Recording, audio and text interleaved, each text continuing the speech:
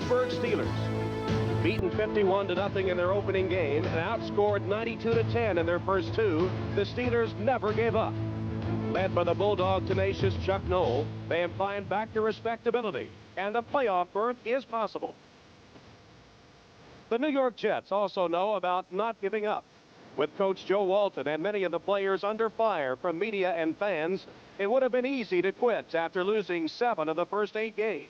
But the Jets have rallied, winning 3 of their last 5, and they're intent on proving they can play quality football. It's not for the championship, but today's game is about courage and character. NBC Sports presents the National Football League. Today, it's the Pittsburgh Steelers versus the New York Jets. A sunny but chilly afternoon at Giants Stadium. The game time temperature 28 degrees. The good news is very little wind to contend with this afternoon. Hello, everyone, and welcome to the Meadowlands. Tom Hammond, along with Hall of Fame quarterback Joe Namath, ready to bring you the Jets and the Steelers. Pittsburgh still can make the playoffs. They need to win out and get some help. But facing a tough task today, Pittsburgh must overcome an emotional loss to Houston a week ago. The most difficult loss they've had this season. They thought they were going to win that game. The weather elements were in their favor. The reason I think Pittsburgh couldn't win that game is their offensive line failed to get the job done down in close, and they had to settle for field goals. So today, the key for Pittsburgh is going to be that young defensive line of the Jets being blocked, hopefully by that Steeler offensive group. Well, the Jets have played better of late. Ryan is injured, and they'll go with the veteran Pat Ryan at quarterback. Yes, and the Jets don't change a thing with their offense when they use Pat Ryan. He's been there 10 years. The problem with Pat Ryan is, though, he's been having an off season. Given the chances to play, he's not been hitting his receivers. He's going to need a lot of help from his offensive line, and they're going to run the ball, I would think, a lot to the Jets' offensive left side, trying to attack those light linebackers for the Steelers. And a look at the coaches, Noll and Walton. Some similarities there. They've each heard calls for their dismissal the last couple of years, but each likes his young, developing team. And both the Steelers and Jets seem to be playing better of late. The Jets will kick off. Rod Woodson is deep for the Steelers, and there is Pat Leahy, who will kick it off for New York. And the game underway. Kick bounces about the 10. Woodson will let it bounce out of bounds. So Leahy's kick goes out of bounds, and the Steelers will take over. We have a kickoff out of bounds. Receiving team's ball at the 35-yard line. The voice of Johnny Greer, who is the referee of today's game. The Steelers will put it in play from their own 35. Here's a look at that starting Pittsburgh offensive unit, ranked 28th and last in the NFL. The offensive line led by Ilkin, who went to the Pro Bowl last year. The rookie Worley had the Steelers' first 100-yard rushing day against Houston last week. You see the 20 offense stock the third wideout, and Carter replaces Worley. That's Worley in motion. Bubby Brister hands to Merrill Hodge, and Hodge fights his way forward for about 4 yards to the 39-yard line, where he's tackled by the free safety, Eric McMillan. The New York defense is ranked 28th and last in the NFL. A very young front seven, averaging less than 3 years of NFL experience. Clifton is the leading tackler. The secondary has given up more touchdown passes than any other in the NFL, but not because of McMillan. He has 6 interceptions. In the Jets' dime, Knight, Glenn, and Booty come into the secondary. Second down for the Steelers. About 6 yards to go. Worley hit as he got the handoff and stopped for a loss of 2 by Ron Stallworth and Jeff Lageman. The Jets smelled that one out well on the handoff to the Steelers' leading ground gainer, the rookie Worley out of Georgia.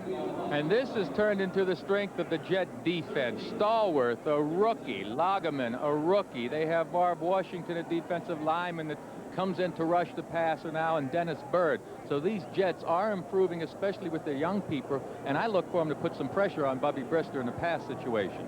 Pittsburgh into its 20 offense now with Stock and Carter in the game, and the Jets respond with their dime defense. Brister in the shotgun. Hodge flagged down as Hodge makes a diving catch. Hodge is still running, but the referee has blown the ball dead. I don't know if anyone touched him or not, but a flag went down just as Hodge made the diving grab, and the Jets are indicating the penalty is offensive interference. against the Steelers. Hodge must have pushed off, Joe.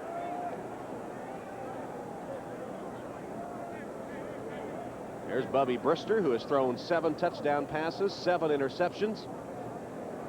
Offensive interference, 83. Still third down.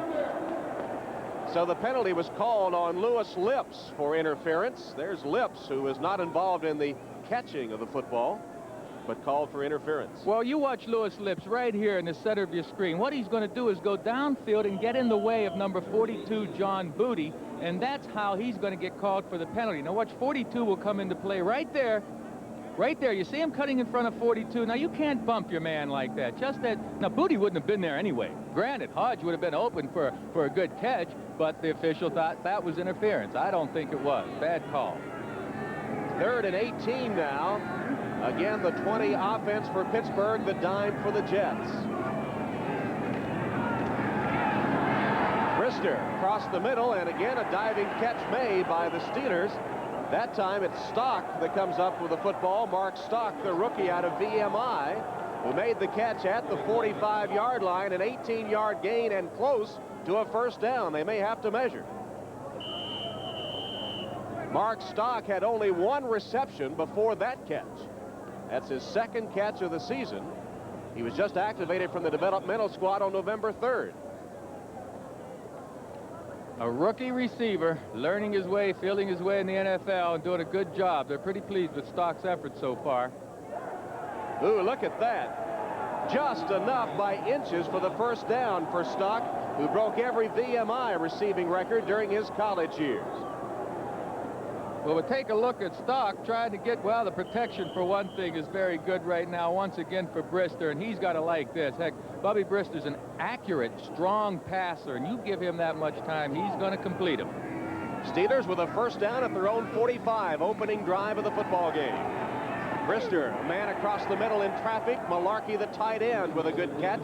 He's across midfield and into Jet territory to the 48-yard line, where he's hit by Benson and Clifton, the 2 inside backers. Gain of 7 to Malarkey.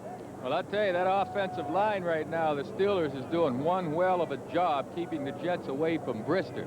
Now, I'm not sure if the Jets are playing run every time, but whenever the Pittsburgh Steelers were in a pass situation, heck, Brister had all the time in the world to come to an open receiver. With that kind of protection, this Steeler offense is going to be hot, buddy. 2nd and 3 for Pittsburgh here. Worley and Hodge, the setbacks. That's Lips in motion. Merrill Hodge stopped short of the first down. He got a couple of yards. He'll be a yard short. Again, those 2 inside linebackers, Benson and Clifton, in on the tackle for the Jets. Clifton, the number 1 tackler on the team, had 122 coming in. Benson was 2nd with 88.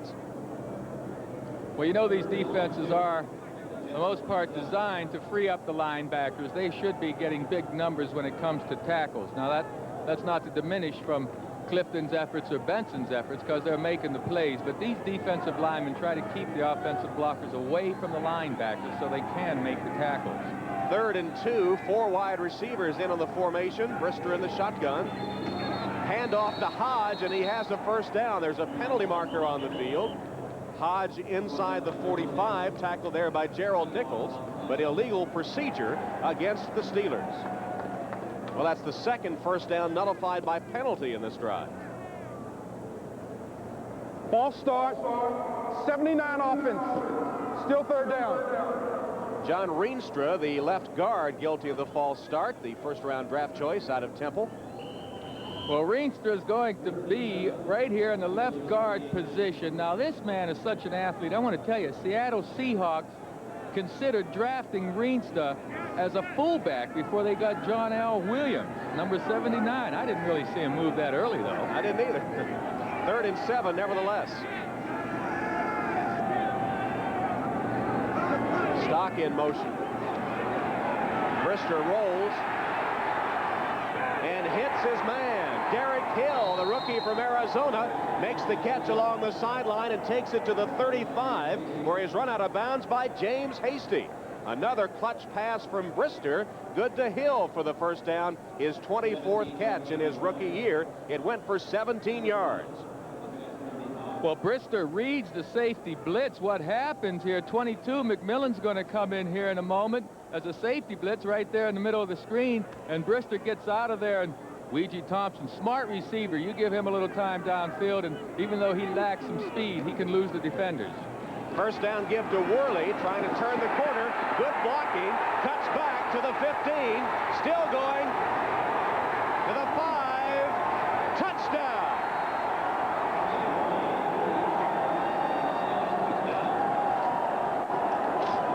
Tim Worley, coming off a 103-yard game against the Oilers last week, cuts back, 35-yard run for a touchdown.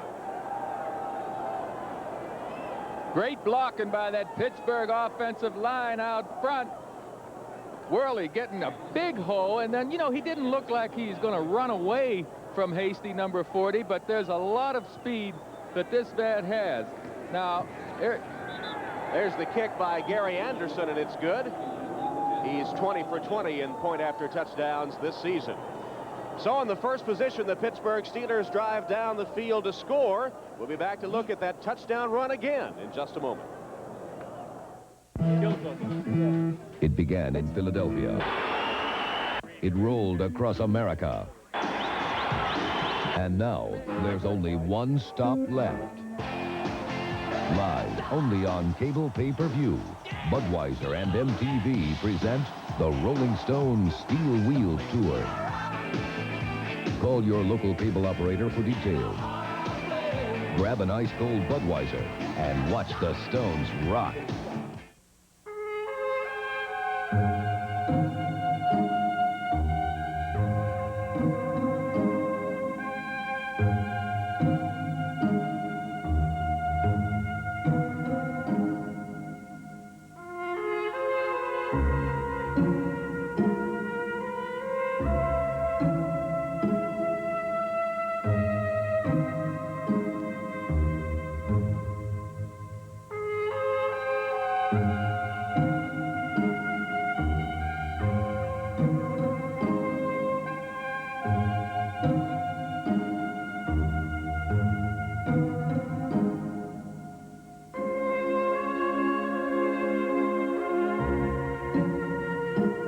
You have to drive it to believe it. The new Accord.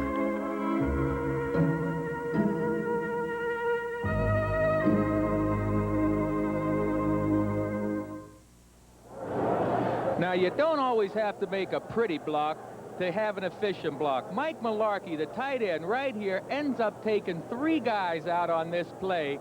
Watch 84. Now watch how he goes down, and look at those white shirts. He just gets in their way, and then 74 Long is out in front to take out the last defender, and Worley's home free. He doesn't show a tremendous burst of speed here, but you know what? Number 40, Hasty's a pretty fast guy, and he didn't catch him. And here's Anderson with the kickoff after Worley's 35-yard touchdown run, taken by Townsell at the goal line. JoJo is hit, dives across the 20 to about the 23-yard line. Dwight Stone made the tackle for the Steelers on special teams. 20-yard return for the New York Jets. Here's a look at their offense. Dan Alexander, the right guard, announced this week he will retire after this, his 13th year in the league. Johnny Hector rushed for 106 yards against San Diego, the first 100-yard performance by a Jet runner this season. Toon caught 7 passes last week. In the Jet Deuce offense, Werner enters the game as a second tight end. First possession of the game for Pat Ryan and the New York Jets. There's Werner in motion as Ryan pumps once and has Toon wide open. Toon hit hard, but has it at the 45-yard line. Thomas Everett delivered a blow, but Toon held on to the football, but he is still down on the turf. 25-yard gain, but it may have cost the Jets their leading receiver. Toon took a tremendous hit once he gathers in the ball. He doesn't get a good handle on the ball initially and kind of bobbles it, but then he gets the control of it, and that's when he takes the leg. Watch, he'll bobble this ball just a bit, and he doesn't have enough time to protect himself, and Everett just laid a hard, clean hit on Al Toon. There's Thomas Everett in his 3rd year out of Baylor, a 4th-round draft choice, who is the 2nd leading tackler on this Steeler team, and punished Al Toon on that one. Still tending to Toon. We'll take a break. Steelers lead 7-0.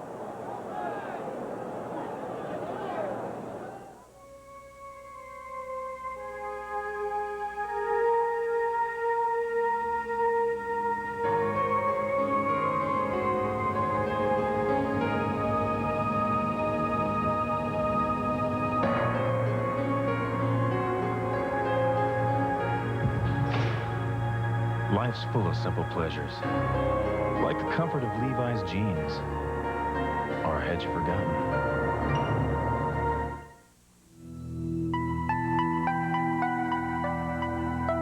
The network. It's the most powerful tool in business today. At GTE, we can put that power in your hands. The power of a personalized communications network designed for the success of your business alone, the growth of your business, the prosperity of your business. We've done it for others. We'll do it for you. Because at GTE, the power is on. You don't have to be crazy about home projects to buy a Black & Decker cordless screwdriver or cordless screwdriver plus. You just have to have a screw loose. Soldier Field, Chicago. Over 300 dead batteries and one die-hard battery. Our most powerful ever jump-starts every one. Die-hard. More power when you need it most. NBC Sports coverage of the National Football League is brought to you by Budweiser, Beechwood Age for that clean, crisp taste. This Bud's for you. By Black & Decker, quality tools that go at the top of everyone's gift list. And by Honda, who invites you to test drive the new Accord. You have to drive it to believe it.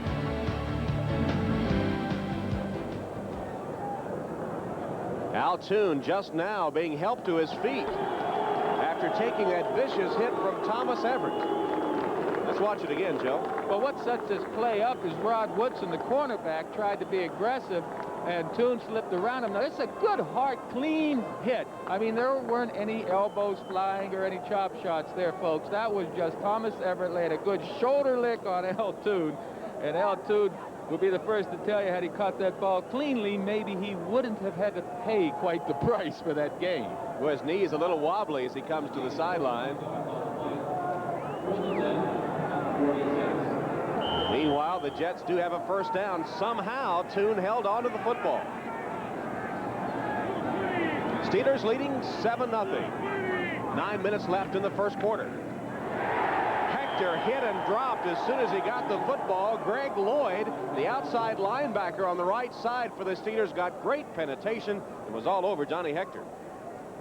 Let's take a look at that Steeler defense now. Up front, the veteran Willis leads the team in sacks. He has 6.5, and Little is the top tackler. He also has 3 interceptions. That secondary has had an interception 5 of the last 6 games. Everett has 3 overall. You see in the dime, Johnson and Hall come in for 6 defensive backs. Second down play for the New York Jets, 2nd and 13. Pat Ryan chased from the pocket, tries to unload it, and that ball was caught on the first hop by Johnny Hector, but evidently the officials didn't see it. Hector just stopped because he knew he had trapped the football, and no whistles blew. Then he had to try to run and lost yardage. Dwayne Woodruff took him down all the way back to the 35, and now they're saying incomplete pass. No, that should be the correct call. Gerald Williams was putting the pressure on Ryan. Well, the Jets are given an illusion of trying to run with 3 tight ends and then a screen pass, and Ryan just reacted poorly that time. Looked like he wanted to fake the screen and go downfield, but they had it covered downfield, the Steelers did. And what's Ryan? You see, now he should have gone. He should have went out there right now with the ball, and they'd have had a pretty good game, but Ryan was just late. Pat Ryan hitting 54% of his passes coming into the game. 1 touchdown, 3 interceptions. Hector with a big hole. Tripped up at the 45 and falls to the 49-yard line. Gerald Williams just managed to trip him up as the fans don't like the running call on 3rd and long. And the Jets will come up about 8 yards short of the first down as Pat Ryan talks things over with Joe Walton. Ryan apparently not happy. Well, anytime an offense runs the ball in a 3rd down and long yardage situation and they don't make it, the fans are not going to be happy. The announcers aren't going to be happy. The coaches aren't going to be happy. The only people who are going to be happy are the Steelers fans and the Steelers themselves. Prokop's punt is down. Woodson just let it bounce, and it will be down at about the 19-yard line, a 33-yard punt. Meanwhile, Al Toon still getting those phone calls from area code 212 over in Manhattan somewhere. He's in New Jersey, but I'm not sure he knows it. Well, you know, Toone's had a tough year with the injuries, the sprained shoulder and the boot quad, and two sprained ankles. So the Jets have been suffering offensively with the wide receiver corps, but Toone is still very special, one of the top guys in the league. Meanwhile, Derek Hill, who was shaken up for the Steelers on their last possession, is back in the game on first down. Malarkey goes in motion, and Brister hands to Worley. Worley didn't get anything that time, might have lost a yard, perhaps made the line of scrimmage. Paul Fraze, the defensive end in his second year out of Syracuse, making the tackle for the New York Jets. Let's check in some other scores now from around the NFL. Chicago on the board first at Detroit, or against Detroit, at home against Detroit. Houston with a 3-0 lead, and New Orleans up on Buffalo. There's a surprise, San Diego. Billy Joe Tolliver at the controls, leading Washington 7-0.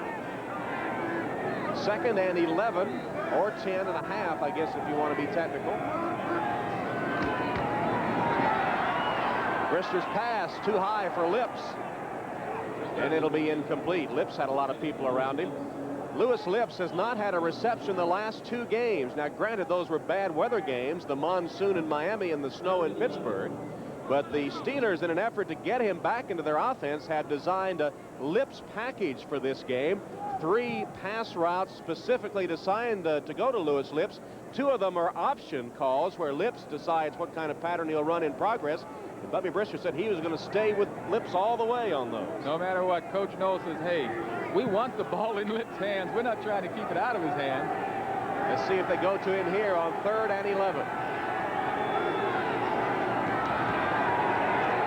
Brister intended for Stock, out of bounds, incomplete, and the Steelers will have to punt for the first time. Bubby Brister, who broke the Pittsburgh record with 15 straight completions earlier this season against the Lions. In fact, also this year had 179 straight passes without an interception. Oh, he said that win last week, though, back in Pittsburgh, whenever they played the Oilers, was awesome. He threw 1 ball and the wind blew it 10 yards off target. Townsell awaiting the punt by Newsome. Newsome 4th in the AFC, averaging 41.5 yards a kick. Townsell from the 40 squirts forward for 3 or 4 yards on the return before Stock makes the tackle. Officially a 7-yard return by JoJo Townsell. And the Jets with good field position on their second possession. They'll have the ball at their own 46-yard line, trailing the Steelers 7-0. This isn't a little quake. 504, it just felt like a giant jackhammer hit the house. The Allstate claims adjuster was driven down here and introduced himself as Roger. He just took me around and consoled me and told me that we were going to get a place to stay in, we were going to be able to rebuild, and then he did something he didn't have to do. He started climbing right up there and hauling stuff out for us. You know, you listen to these ads about you're in good hands, and if you don't go through it, it's just one more ad that you laugh at. Well, I won't laugh at it now. We're looking.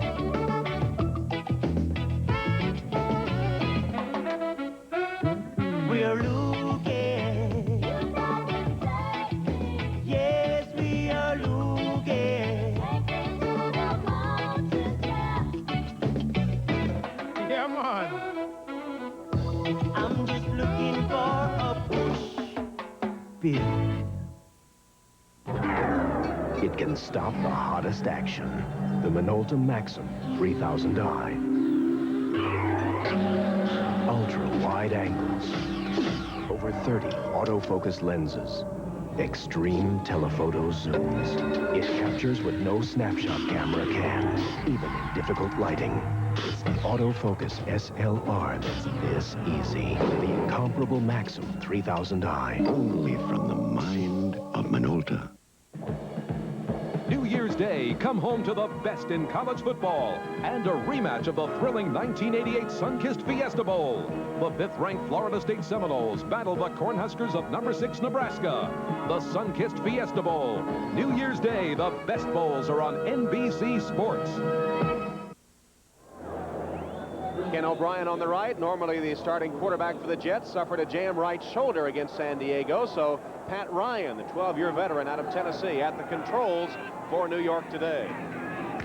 Roger Vick with his first carry cuts up and is tackled at the 49-yard line. Jerry Osofsky, the rookie Steeler linebacker out of Pitt, made the shoestring tackle. There's Ken O'Brien, who has had his injury problems this year. He was a little miffed that in practice he wasn't told what his status was for the game. He threw a little on Wednesday, but none the rest of the week. And on the sideline watching today, although Joe Walton said if needed he could play. 2nd and 8 for Pat Ryan, who's directing the Jet offense. Play action pass. Ryan overshoots Roger Vick.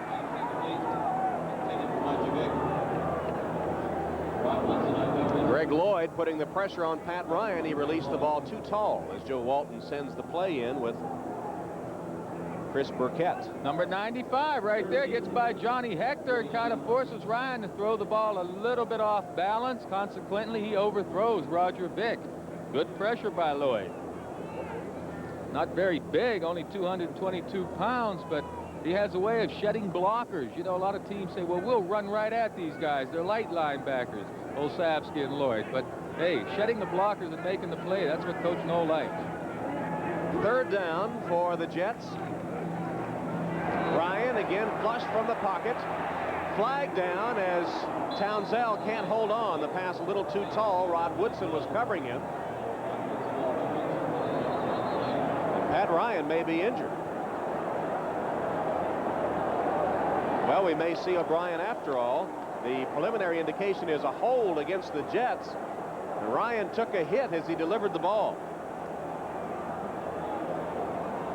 Well, Ken O'Brien putting the gear on after all.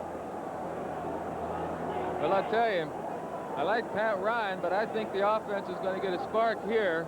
Ryan gets outside and is going to take a pretty good lick right here. It's rather late from Lloyd. That's a very late hit. Yeah, and I don't know whether that was called or not.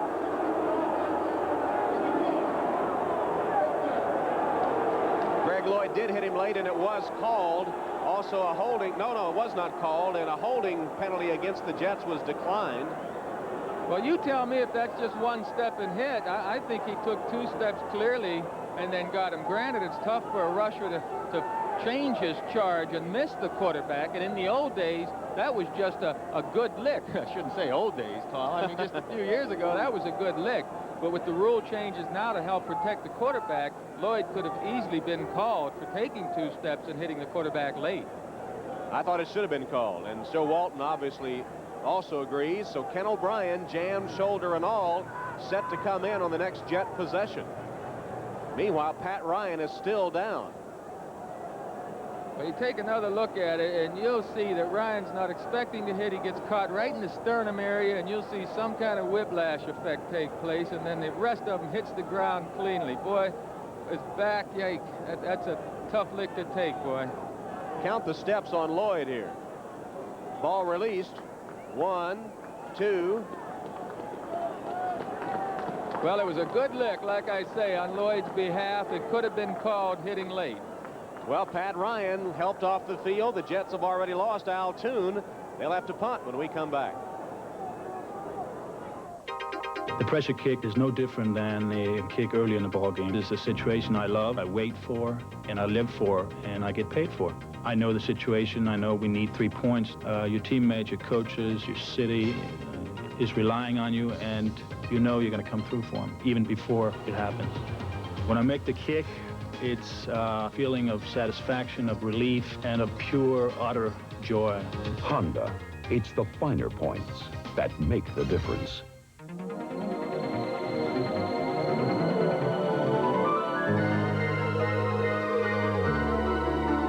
According to the latest estimates, Earth will soon be inhabited by more than 5.2 billion people.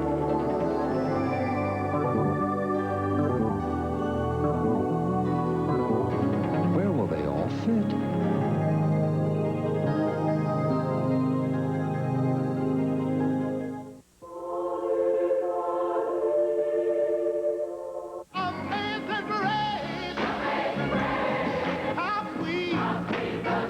Un Romeo The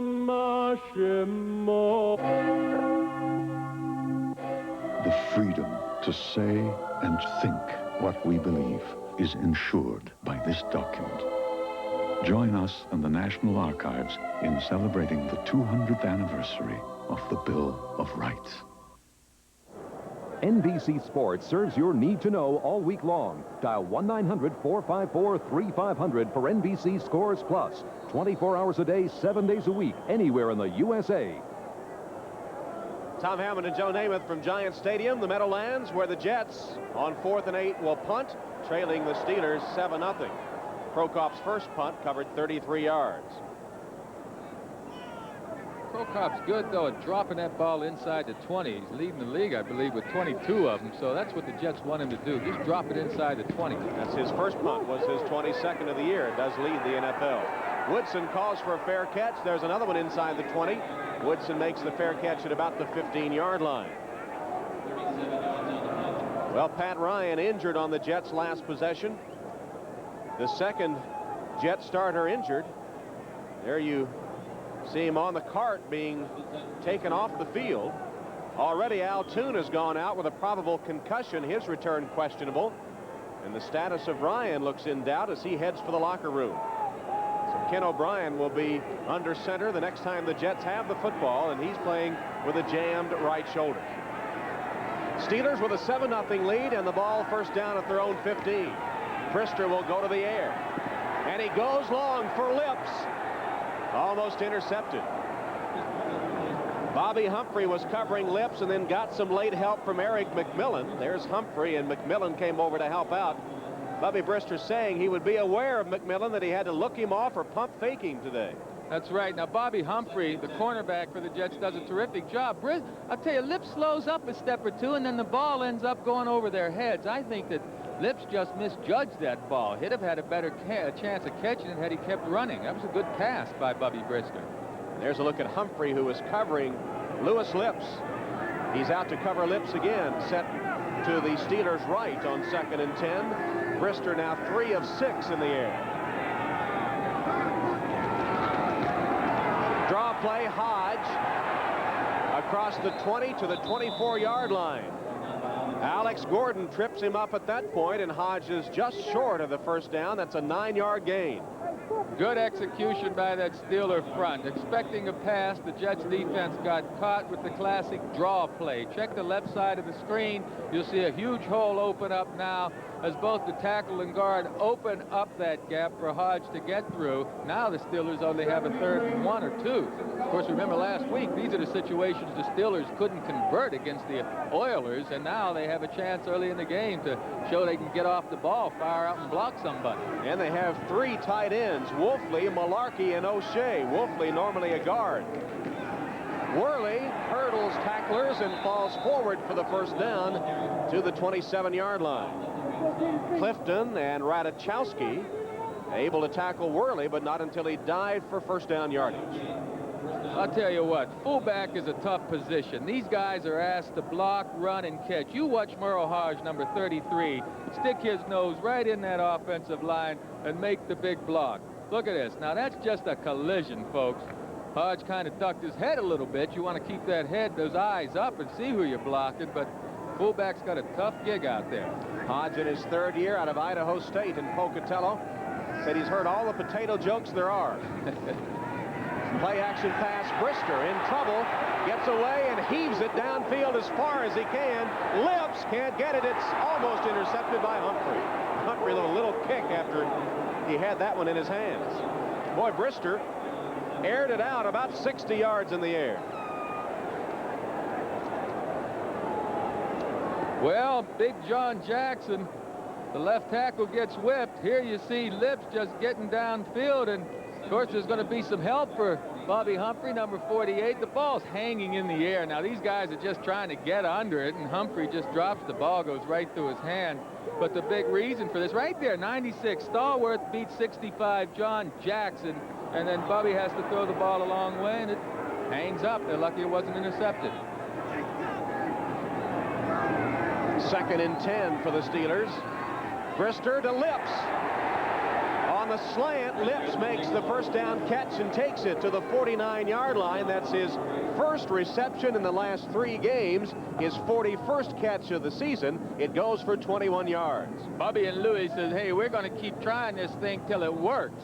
And this time it works. Lips just gets inside of Humphrey and makes a big game. He nearly breaks this thing all the way, because had Humphrey not made that tackle, I think Lips would have had a good angle for the end zone. Here's Bubby Brister, who missed 3 games with injury. 2 this year, I should say. 2 games with injury and 3 last year. Coach Chuck Noll said, though, he came back without missing a thing after those 2 lost games. Tim Worley goes to the 48-yard line in Jet territory. Let's go to Bob Costas for an update. All right, Tom, remember last year, all the controversy about the Bengals' hurry-up offense. Here they try and use it against Seattle. Winds up offsetting penalties. Illegal substitution for Cincinnati. Too many men on the field, 12 of them for Seattle. So the touchdown to Tim McGee doesn't count. And actually, they were stopped on 4th down, came up empty. But a bit later, Esiason threw 21 yards to McGee for a touchdown that did count. Bengals 7, Seahawks zip. Cincinnati hoping for the playoffs in that tough AFC Central. And the Steelers, with this 7-0 lead, are hoping to win out and maybe have a chance in the playoffs. On the blitz, Eric McMillan, the free safety, takes Bubby Brister down at the 40-yard line, the first sack of the game. And some tempers flare down there. Boy, I tell you, McMillan came untouched right up the middle to get in Brister's face. Well, no one blocked Eric McMillan. I mean, he just came right up the middle. Here's the safety, Eric McMillan, 22. He's just going to shoot through this gap, and these guys are going to block the other way. Watch McMillan. No one lays a hand on him come through there. Look here. Number 20, Stone, tried to take a little bit of something out of him, but it was a weak try, buddy. I'll tell you, Stone should have at least stepped in front of McMillan. He sort of punched his ticket as he went by. Whew. 3rd and long for the Steelers. Brister in the flat to Hodge at midfield and out of bounds short of the first down. Forced out by Bobby Humphrey, and the Steelers will have to punt. Big play in the series, the sack by Eric McMillan. 6-yard gain on that pass reception, not enough for Noel Steelers, and the punting team is on the field. Well, you know, that's a sack, folks, that ordinarily when you read about it or hear about it, Steelers giving up sacks, you think of the offensive line. Now, that wasn't the offensive line's fault that time. Number 20, Stone, had a clean shot on Eric McMillan and didn't take it. So that sack certainly is an offensive back's responsibility. Newsom's punt. Townsell will let it bounce. And it bounces into the end zone for the touchback. New York Jets will take over at their own 20 with Ken O'Brien at quarterback now for the first time. Here's an update on the scoring. Minnesota has gone on top. A Wade Wilson pass got the Vikings their touchdown. You heard about the Bengals game. New Orleans on the road at Buffalo with a 13-0 lead. And San Diego 14-0 now over the Redskins. And I'm surprised that Dallas-Philadelphia game doesn't have any bloodshed or points up on the board yet. Newbert, Werner, Dressel, 3 tight ends in for the New York Jets. Minute 53 left in the first quarter, 7-0 Pittsburgh. Ken O'Brien takes his first snap and hands to Hector. Johnny Hector got a yard or 2 before Greg Lloyd pounded him to the turf with help from Tim Johnson. Well, the backup quarterback now is Tony Eason, who was picked up from New England earlier this year and has not played for the New York Jets. He's still studying over there on the sideline. And he is still studying this Jet offense. He doesn't have a complete grasp of it. The number system's a little different. You have to call the plays, the motion. It's not an easy thing to pick up. Like Al Toon, Pat Ryan has a possible concussion. He may be able to return. They don't know yet. O'Brien hands to Hector. Hector stopped at the line of scrimmage. Greg Lloyd with another tackle. Boy, Lloyd is having a game here in the first quarter. We're inside the final minute. He's already made 3 or 4 tackles. Well, 71 Lloyd, coming in. Excuse me, Joe. Lloyd was in good position, but he had a blocker on him, and Dan Alexander. And Alexander kind of ducked his head. The left guard's going to pull, and he'll duck his head, and Lloyd will just run right by him. You see that? And get in there to make the play. Now, I would think that the offensive back, Hector, should have been closer to Alexander's hip, and then maybe he would have gotten outside. O'Brien in the shotgun. We may see his first pass. Burkett, Townsell, and Epps, 3 wide receivers in the game. And O'Brien will pass. Steps up and delivers a low pass, a diving catch made by Philip Epps, and it will be enough for the first down. Carnell Lake makes sure Epps doesn't get up and run, but Epps, with only his second reception of the year, a diving grab, good for a Jet first down, 11-yard gain. Well, what I liked was the way O'Brien was able to get away from the rush of Gerald Williams that time. And the first quarter will come to an end with a Jet first down pass. The Steelers leading 7-0. This new Chevrolet Lumina Coupe just helped Chevy do what no other car company has ever done before. Win the NASCAR Manufacturers Championship for the 7th year in a row. Nobody's winning like the heartbeat of America. There's a thin line between being good and being the best. Over the last 3 decades, Chevrolet's crossed it more than anyone. Nobody's winning like the heartbeat of America. Oh, man, on the field, I'm either tossing passes or I'm getting crushed. So off the field, give me the fit and feel of Hanes underwear.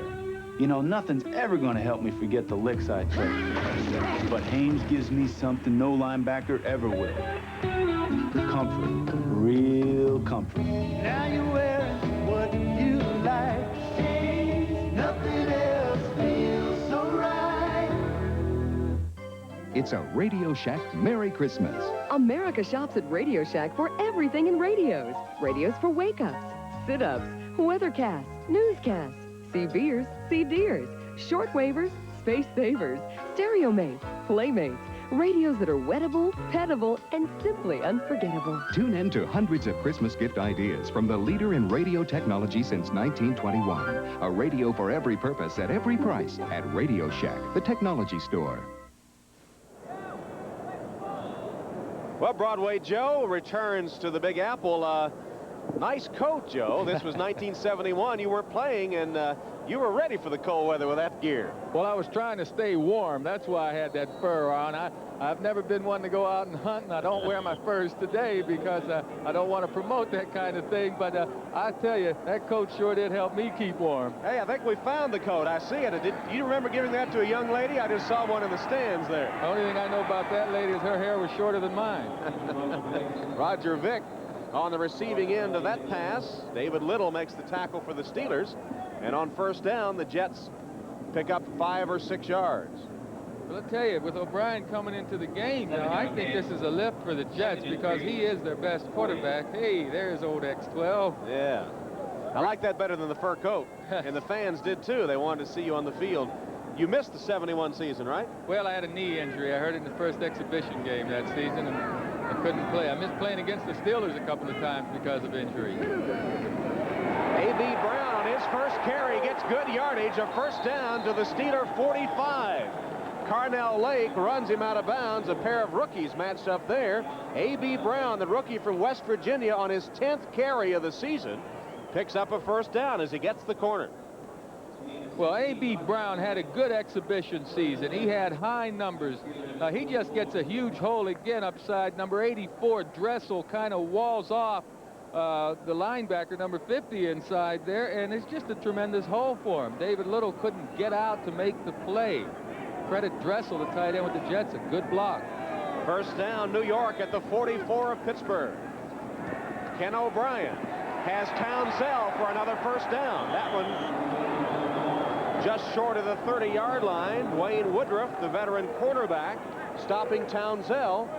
But O'Brien has been on target so far. His arm doesn't appear to be bothering him, and talking with him, he said he could throw all right, but it did hurt him some. First downs the Steelers are controlling, but the Jets, to me, have controlled this field position as of late. Of course, Pittsburgh with Worley's big breakaway run, that's the most important thing right now, folks. Most important statistic, 7-0 Steelers. Worley with a 35-yard touchdown run, the only score in the game. Brown is the only setback for the Jets here on first down, and he gets the handoff. trying to pick his way forward and met and dropped by several of those Steelers, led by David Little. A.B. Brown, rookie from West Virginia, was the #1 rusher and #2 receiver for the Jets in preseason. Little got some help from his defensive friends that time.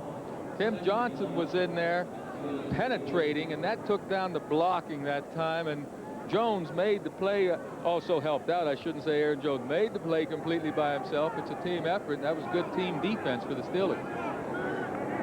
In fact, it was a loss of 1 at 2nd and 11. Brown on the pitch. Gets a block. Can't get outside. Carnell Lake came up to wrestle him to the turf.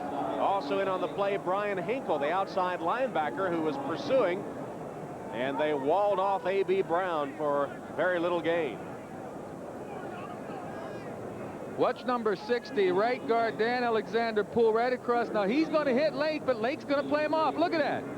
I mean, here's a strong safety playing off that big guard. And actually, A.B. Brown, you know, you tell running backs you should have cut here, he zigged there. Had he taken the inside, he might have gained some yardage that time, because Alexander certainly blocked Lake to the outside. Lake was a linebacker last year at UCLA. He does have strength.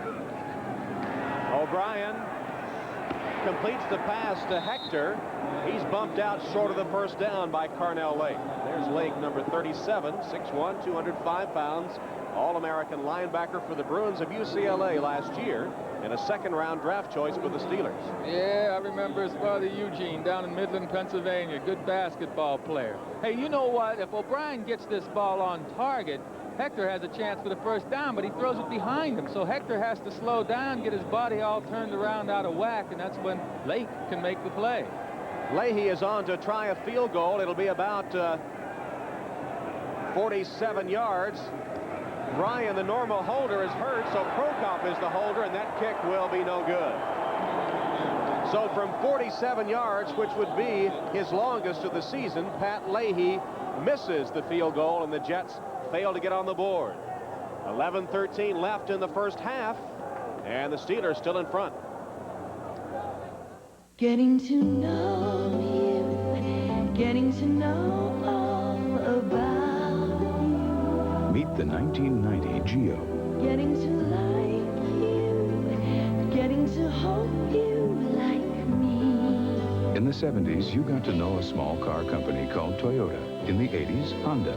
Today, the 90s begin, and we invite you to get to know Geo. Getting to know you. At your Chevrolet Geo dealers. So, did you break him, Raj? Break him? I own him. That horse and I are one. We achieved a special kind of oneness. Man and beast. Speaking the same language. What's that mean? Means they'll be talking again tomorrow.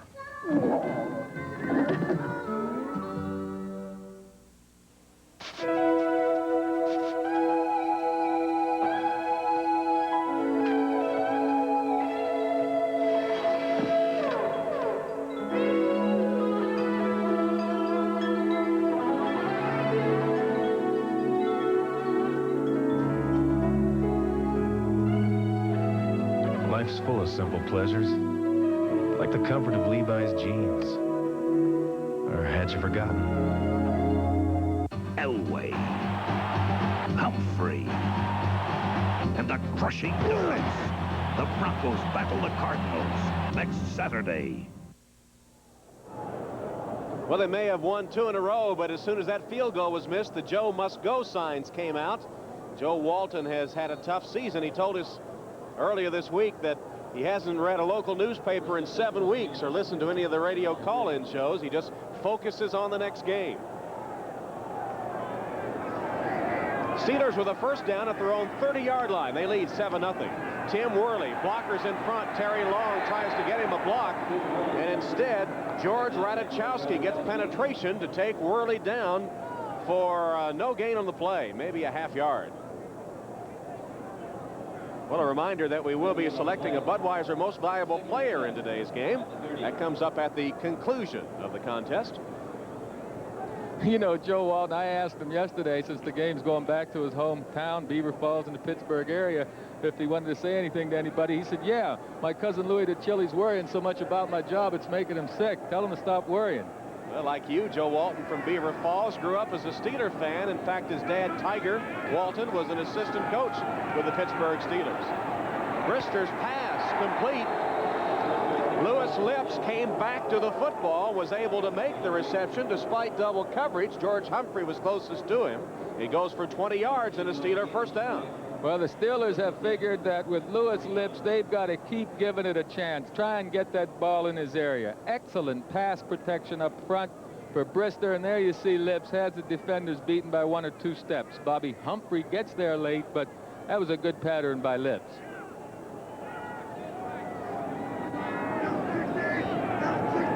First down for the Steelers. Brister tried to change the play, and instead, Tunch Ilkin just jumped offside and really put a pretty good block on the opposing Jet player. That surprised everybody. It surprised Ilkin, there's no doubt. When you see that happen, you might think that the next sound would have been the snap count, but no one else on the offense moved. So Ilkin is the only one that had the play mixed up. He's the right side of the offensive line. You can barely see him right now, but he's going to shoot out across the line and make contact. He's the only one to move, folks, so I don't think the other 10 guys are wrong. Brister was trying to change the play. First and 15. Brister steps up. Almost intercepted. James Hasty cut in front of Derek Hill. He had a clear sail to the goal line, but couldn't hold the football. Well, Hasty was beaten actually early on, but Brister being forced out of the pocket by Paul Fraze. I think Fraze, 91, gets in there around his feet. Now Brister, if he can put a little more on this ball, but it's so hard running to your left for a right-hander to get a lot of strength in that throw, a lot of heat on the ball, that it hung up, and Hasty nearly made a good play. Should have had the interception, had it right in his hands. Well, that's 2 they've dropped so far. That is, and that's been something they've done a lot. The secondary of the Jets has dropped a lot of potential interceptions this season. Bubby Brister now 6 of 11. Hands off to Worley this time. Hit and dropped to the 45-yard line by Jeff Lageman, rookie linebacker out of Virginia, the first-round draft choice of the New York Jets and the 4th leading tackler on this squad. Oh, they like Lageman, number 56 right here. He just comes hard on the inside. Louis Lipps looks like he should have gotten in front of him a little bit. But the Jets have been asking Lageman to play from a 3-point stance, a down linebacker position, the up linebacker position, and they really like this young man. They say he's going to be around a long time, and he is an impact player already. All-American at Virginia and the 5th all-time leading tackler for the Cavaliers. Got his degree in economics from UVA. This is 3rd down and 13 for the Steelers. Brister to Lipps with a diving catch short of the first down at midfield. It was Hodge with the catch about the Steeler 49-yard line. Bobby Humphrey made sure that Hodge didn't get any further yardage, and the Steelers come on with their punting unit. Well, the reason Brister had to go to Hodge that time, the Jets ran their safety, Kerry Glenn, in there after Brister, and he couldn't wait any longer. He had to take the short guy. The deeper receivers were coming open, but the pressure by the Jets forced Brister to take the short pass. Townsell awaits the punt from Newsome. Good high spiraling punt, and Townsell will let it go. Bounces back away from the goal line and is down at the 5-yard line. It was Stowe on coverage for the Steelers that downed the ball at about the 6. It'll go in the books as a 45-yard Newsome punt inside the Jet 20. Good punt by Newsome as the Steelers lead 7-0. If you thought you had to give up comfort to get a close shave, Norelco says, think again. Their revolutionary shaving system shaves skin close in a way that's incredibly comfortable. As the hair enters the chamber, the patented lift and cut system lifts each hair and holds it a split second before a blade cuts it, so it's possible to shave skin close without the blades even touching the skin. The lift and cut shaving system from Norelco. We made close comfortable. Chevy S10 four-wheel drive pickups take on the four-wheel drive Ford Ranger in off-road power. Chevy charges ahead with the biggest standard engine in its class, the 4.3-liter Vortec V6. 2 more cylinders than Ford's standard engine, 2 more liters than Ford, and 60 more horsepower than Ford. Sure, Chevy has an unfair advantage, but Chevy S10 drivers have known that all along. Nobody's winning like the heartbeat of America. Today's truck is Chevrolet. Where can you find fine quality dress shirts like these by Premier Shirt Makers? It's the greatest assortment of styles, colors, and patterns we've ever offered. Find them now for only $9.95, only at Sears. Stuffing? Mr. Scrooge loves the new stuffing in the 5-piece holiday meal deal from Kentucky Fried Chicken, only $4.99. To Cratchit! With the 10-piece holiday meal, only $9.99. Good thinking, Cratchit. Get the 5 or 10-piece holiday meal deal. NBC sports coverage of the National Football League is brought to you by today's truck, Chevrolet. Nobody's winning like the heartbeat of America. By Norelco Lift and Cut Shavers. We make clothes comfortable. And by Busch Beer, the beer with a taste as smooth as its name.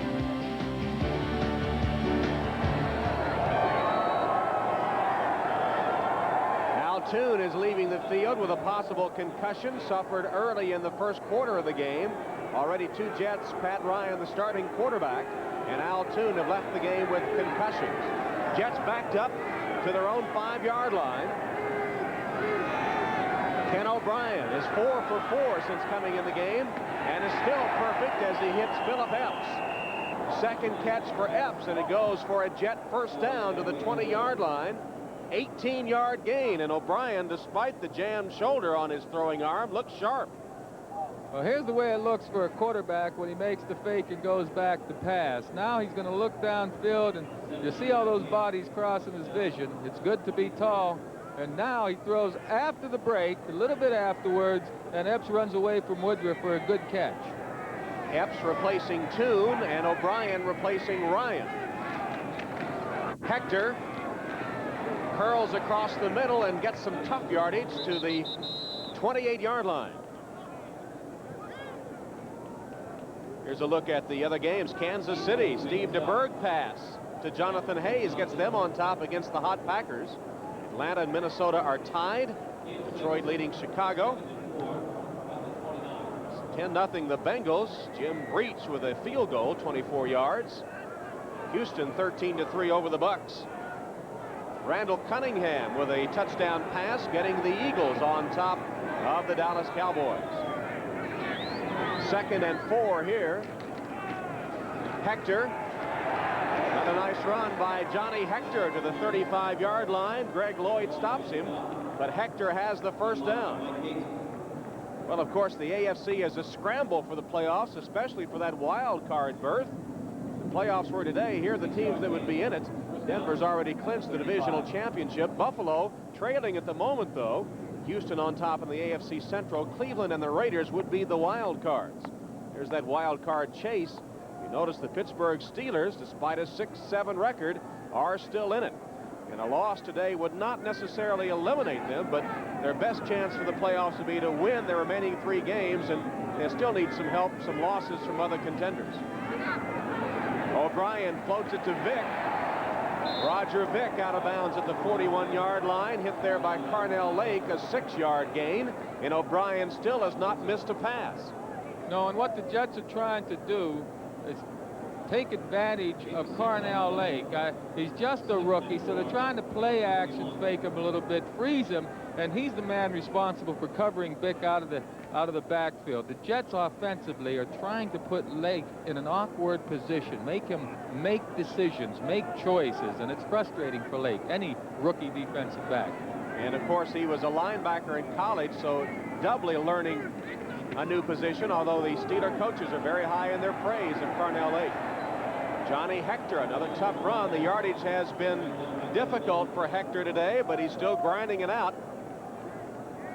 That one was enough for the first down as the Jets keep their drive going. David Little made the tackle. Greg Lloyd got an assist. Well, here are some of the headlines from today's NFL Live show. Bobby Beathard predicted that Bo Jackson will decide to only play baseball after this season. Cleveland's Bernie Kosar told Merlin Olsen that he can't straighten his sore throwing arm, and Jerry Glanville, the Oilers coach, told NBC's Gail Gardner that he never feels secure in his job despite having the Oilers in first place in the AFC Central. Jeff Criswell jumps offside, illegal procedure against the New York Jets. Start. 61 offense. First down. They'll set them back 5 yards and make it 1st and 15. Well, Criswell's the left guard right here, and he's going to jump as the defensive player does come across the line. Woo, what a hole that was! Roger Vick for a first down to the Steeler 40-yard line. Dwayne Woodruff and Larry Griffin had to chase him down, but Vick burst through a huge hole in the line and rambled for 19 yards. Tremendous blocking up front, opening a huge gap in the Steeler defensive line. Now, the Jets the last 2 weeks have beaten, well, a good defense in San Diego. They rushed for 181 yards against the Chargers, and then they beat Atlanta earlier, but I didn't think they'd be able to run the ball like this, get those huge holes against this Steeler defense. At 180-yard total against San Diego most of the year for the Jets. O'Brien gets the tight end, Keith Newbert. Newbert coughs up the football. Woodruff hit him hard, and the Steelers have it.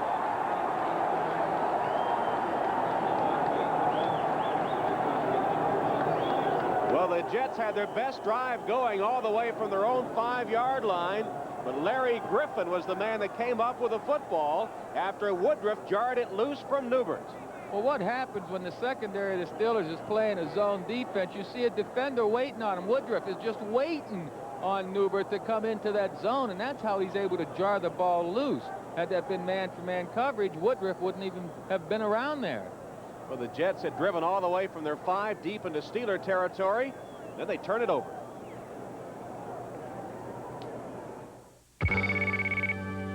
Hello? Joan, where are you? Almost there. Give your family on-the-road safety and convenience with a Radio Shack mobile phone. Now just $399. You save $300. Well, a built-in speaker lets me hear and talk to you and keep my hands on the wheel. That's great. I'll call you back. My car's stalling. A 30-number memory gives you instant auto dial, and you'll feel more secure knowing help is just a phone call away. Radio Shack's mobile phone. Easy to install and only $399 at Radio Shack, the technology store. Shine a light on you, shine a light on me.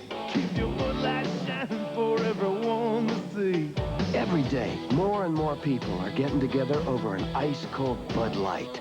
Well, you can taste it, you can feel it, you know you got it right. 'Cause everything else is just a light. Just keep your Bud Light shining. Just a light. Bud Light shine on. Everything else.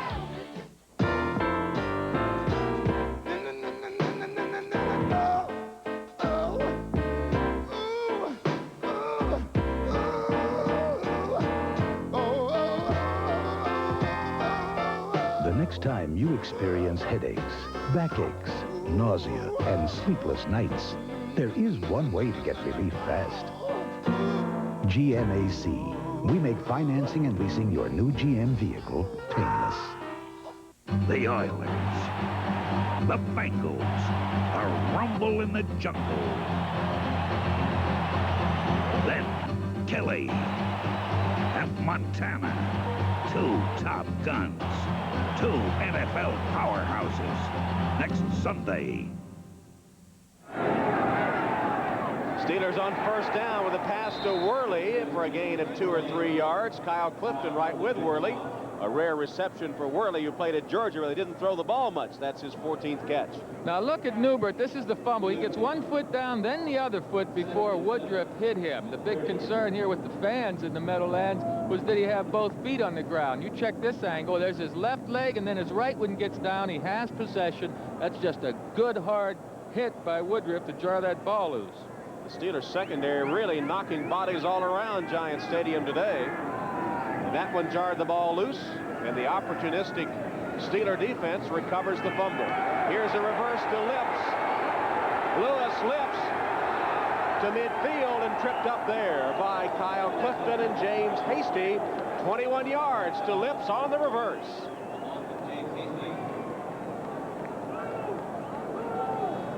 Well, I tell you, reverse works whenever a team is chasing.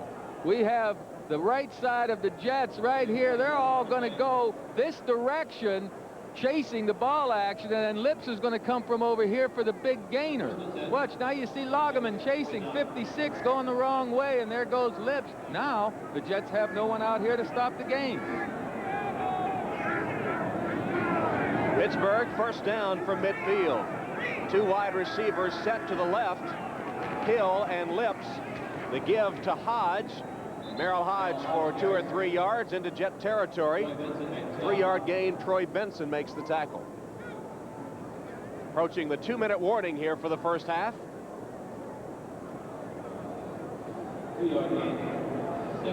And the clock will stop at 2 minutes before we get another play off.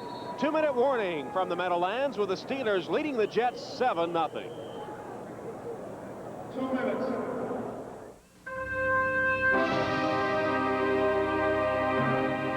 This isn't an ad for 2001. This is an ad for Zenith's VHS VCR with dazzling special effects and remarkable hi-fi stereo sound.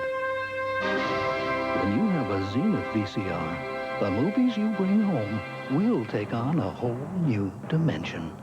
Zenith. Quality. You hear the thunder, thunder. The call of the road. Moving quick and with purpose. That's the whole idea behind Pontiac's newest Grand Prix. Get on your Pontiac and ride, Pontiac ride. Introducing the first Grand Prix ever with 4 doors. The new Grand Prix Sports Sedan. Now get 4.8% financing on every new Grand Prix during Pontiac's All-Out Excitement Closeout. Every year, it gets harder to keep the guys' hands off their gifts. That's because I always give them good-looking isotoner gloves. So I'm hiding them in my locker. Now they won't be grabbing these comfortable, great-fitting gloves. So take care of the hands that take care of you. But take care where you put the isotoner gloves. And now, Isotoner fans, there's a present for your feet. Isotoner's introducing slippers and socks for men. Catch them at fine stores everywhere. New Year's Day, come home to the best in college football and a primetime showdown. The Federal Express Orange Bowl pits the top-ranked Colorado Buffaloes against Lou Holtz and the Fighting Irish of number 4 Notre Dame in a game that will determine the national championship. New Year's Day, the best bowls are on NBC. Tom Hammond and Joe Namath from the Meadowlands. The Steelers leading 7-0 with 2 minutes to play in the first half. Tommy Roy, our producer, J.D. Henson, our director. The New York Jets turning the ball over after they had their best drive of the day going, and the Steelers trying to get some points now before halftime. 2nd and 8 for Pittsburgh. Hill is in motion. Brister gets away from one man and hits Hill. Hill out of bounds with first down yardage. Alex Gordon, the linebacker, forced Hill out of bounds, but not until he had the Brister pass for another first down. Derek Hill went to the sideline and talked to the coaches upstairs before that play, and Brister found him. Hope you'll stay with us at halftime. Bob Costas and O.J. Simpson with all the scores and highlights. They'll be joined by some of NBC's analysts and the insiders. They predict which teams will make it to the Super Bowl in New Orleans. There's the NFL Live crew coming your way at halftime. Steelers with a first down at the 37 of the Jets. Pittsburgh leading 7-0. Tim Worley in motion. Brister sacked at the 45-yard line by Dennis Byrd. He's the leading sack man on this Jet squad. That's his 6th of the season. He had 2.5 last week against San Diego and gets a big one here. Timeout called by the Steelers with 1:49 left in the half. If ever a name stood for a flat-out performance and excitement, it's Bonneville. This place and this car. Get on your Pontiac and ride, Pontiac. and true to its name. Bonneville from Pontiac. We build excitement.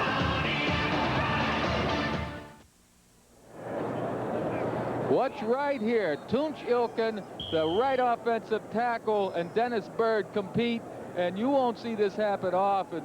Ilkin gives up his 6th and a half sack in the last, what, Tom, 5 years, 4 years? That's right. Over the last 4 years, that is only 6.5 sacks he has given up. He looked like Ulkin on that one. Brister's pass incomplete. Penalty marker down. Rodney Carter, the intended receiver, with a couple of Jets running stride for stride. And there is a flag on the play. Looks like illegal procedure against Bubby Brister's Steelers. Well, you'd think this would be a penalty the Jets would want to decline because it would put the Steelers in a 3rd down and long situation if they do decline it. 83 offense. Just be quiet. 3rd down. Lips with the illegal motion, and you're right, Joe, they do decline the penalty. 3rd and 18. The Jets 44. Well, the key for Joe Walton's team now is to force the Steelers to throw the short pass, drop their linebackers back and their defensive backs, make the Steelers throw the short pass for the completion. Don't let them get in field goal position. Brister will line up in the shotgun. Of course, that's a new formation for the Steelers this year. Prior to this season, they never used the shotgun. Brister airs it out for the end zone. Hill, and intercepted in the end zone by James Hasty. Hasty of the Jets picks it off. That's his 5th interception of the season and the 10th of his career. And the Jets will take over at their own 20 as Brister just threw it as far as he could. Well, that's the problem here. You see, the Jets are not going to give up the long ball. They're laying back on this thing. And the Steelers should be trying to complete about a 12-15 yarder to get in field goal position, but Lips has confidence in his receivers, and he figures at worst Hill is going to break this up, but Hill just missed it, and Hasty said, hey, an early Christmas present, thank you very much. Well, Brister likes to be the mad bomber, as he showed us there, and perhaps he would have been better advised to go for something short and try a field goal. In any event, the Jets have it with a 1st down at the 20-yard line with 1:37 left in the half. O'Brien still has not thrown an incompletion. That one is another completion to Newbert, the tight end, who takes it to the 25-26, a 6-yard gain.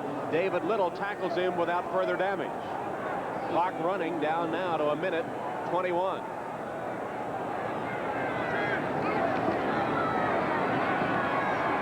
O'Brien with another short completion to the tight end. This one is Werner. He has a 1st down, stops the clock out of bounds at the 39-yard line. There's a look at Hasty, who had the interception, and the Jets with some short completions. That one for 13 yards, pecking away now and moving the ball just short of their own 39 with 1:10 left in the 1st half. Joe Walton, being an old tight end, and his offensive coordinator there, Richie Kotite, standing beside him. They like to use their tight ends in this offense, and the Jets have really missed Mickey Schuller, their all-pro tight end, because he's so smart running those pass patterns and catching. Now, these rookie tight ends, Newbert, he's doing a good job, but they just don't have the experience yet. O'Brien, play action, goes downfield. Townsell almost came around to make the catch. There was some bumping going with Woodruff all the way down the sideline, but no flags. And O'Brien misses for the 1st time. He's now 9 of 10 in a relief role for Pat Ryan. Well, there's a real dogfight going on downfield here with Townsell and Woodruff. You see them bumping one another, and Townsell actually gets both hands on the ball and should have made the catch. But Woodruff was right there step for step. Leahy hoping he'll get a chance to try a field goal before halftime. He missed a 47-yarder earlier. 1:03 left in the half. 7-0 Steelers. O'Brien's 2nd down pass. A little too tall for Philip Epps. It'll fall incomplete. Woodson and Griffin were covering Epps, and he stretched out to get his hands on it, but couldn't hold on. Yeah, Epps stretches out all 5'9" on the top left side of your screen. Now, 5'9" is just not quite enough to get all of those hands on the football that time. But, boy, you've got to give Epps an A+ for effort here because he's going after it. Pretty good pass protection, too, for O'Brien, especially since the Steelers know he has to pass. With Al Toon out and Wesley Walker on injured reserve, the receiving corps a little thin. O'Brien got away from one man. There's a penalty marker down. Then the pass is complete to Burkett.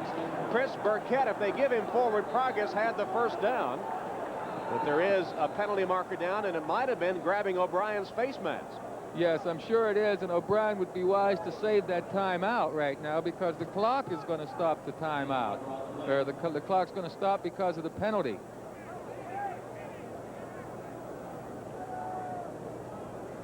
I don't think he made the first down either, Tom. It appeared to me where he went out of bounds was just short of the first down. Face mask. 97 defense is declined. First down. Well, it did get the first down because they declined this penalty. Aaron Jones gets his right hand caught on Ken O'Brien's face mask, but if we can see the finish of this play, I'm wondering if the receiver actually caught the ball past the yard stripe. I think that the Jets got a big break that time in getting this first down. It was just enough for the first down, and so with 45 seconds left, the Jets with the ball just short of midfield.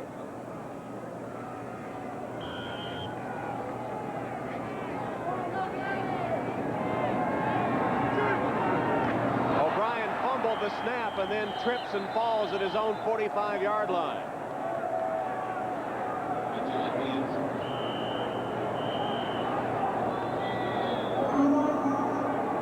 And a timeout is called, stopping the clock at 42 seconds.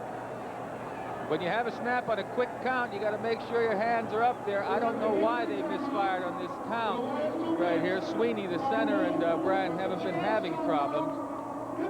But that's one that pops up every now and then. Yeah, what are you going to do, Joe? It's frustrating. Well, Pittsburgh has called the timeout. And I'm not sure why, Joe. Well, there's a guy laying on the field for one reason. I bet he's the main reason right now. That's Keith Willis down there, and I didn't see exactly what happened to him. It is a charged timeout against the Steelers, as Chuck Noll is being told on the sideline. Here's our ticker. Kansas City still leading at Green Bay. Minnesota has taken the lead on Atlanta now. That was a DJ Dozier pass to Anthony Carter. Cincinnati still blanking Seattle. Houston leading by 10. New Orleans continuing to lead at Buffalo. 14-0 scores there in favor of San Diego and the Eagles. Second down and 13 now for the Jets. 42 ticks of the clock left in the first half. 7-0 Pittsburgh. O'Brien in the flat to Hector, who bobbles it and then drops it incomplete. Probably just as well because about 5 Steelers were bearing down on it. Yeah, but you know, Hector makes a classic mistake when you tell youngsters to look the ball in. You're teaching high school guys and junior high guys how to catch a pass. You want to look it in your hands all the way. Here, Hector turns his head slightly, just turns his head slightly to look for Carnell Lake, and by taking his eyes off the ball, he never really gets a good handle on it. That's a mistake that the youngsters should learn early on. Keep your eyes on the ball all the way in. Hector did not that time, and so it is 3rd and 14. 7-0 Pittsburgh, 37 seconds in the half. There's another flag down, and the play is stopped. Illegal procedure against the Jets. Boy, this is getting sloppy. A lot of mistakes for Joe Walton's teams out there. They're stopping themselves. 61 offense. 3rd down. Second false start against Jeff Criswell. Criswell is the 3-year veteran free agent out of Graceland College in Iowa, the same college that Bruce Jenner went to.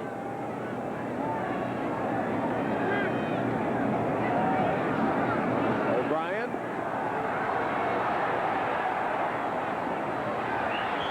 Catch is made at the 46 of the Steelers by Townsell. 14-yard gain and short of the first down. And on 4th down, the fans want Joe Walton to go for it. Let's see if he does. Oh, he's going to go for it. There are 26 seconds left, and he's got to believe that even if they don't make it, Joe Walton figures his defense can stop them. That's Bobby Hammond on Joe Walton's right, the running backs coach, and he's shuffling the plays back and forth with his running backs and receivers. Now the official calls a timeout. I think there was a problem with the play clock.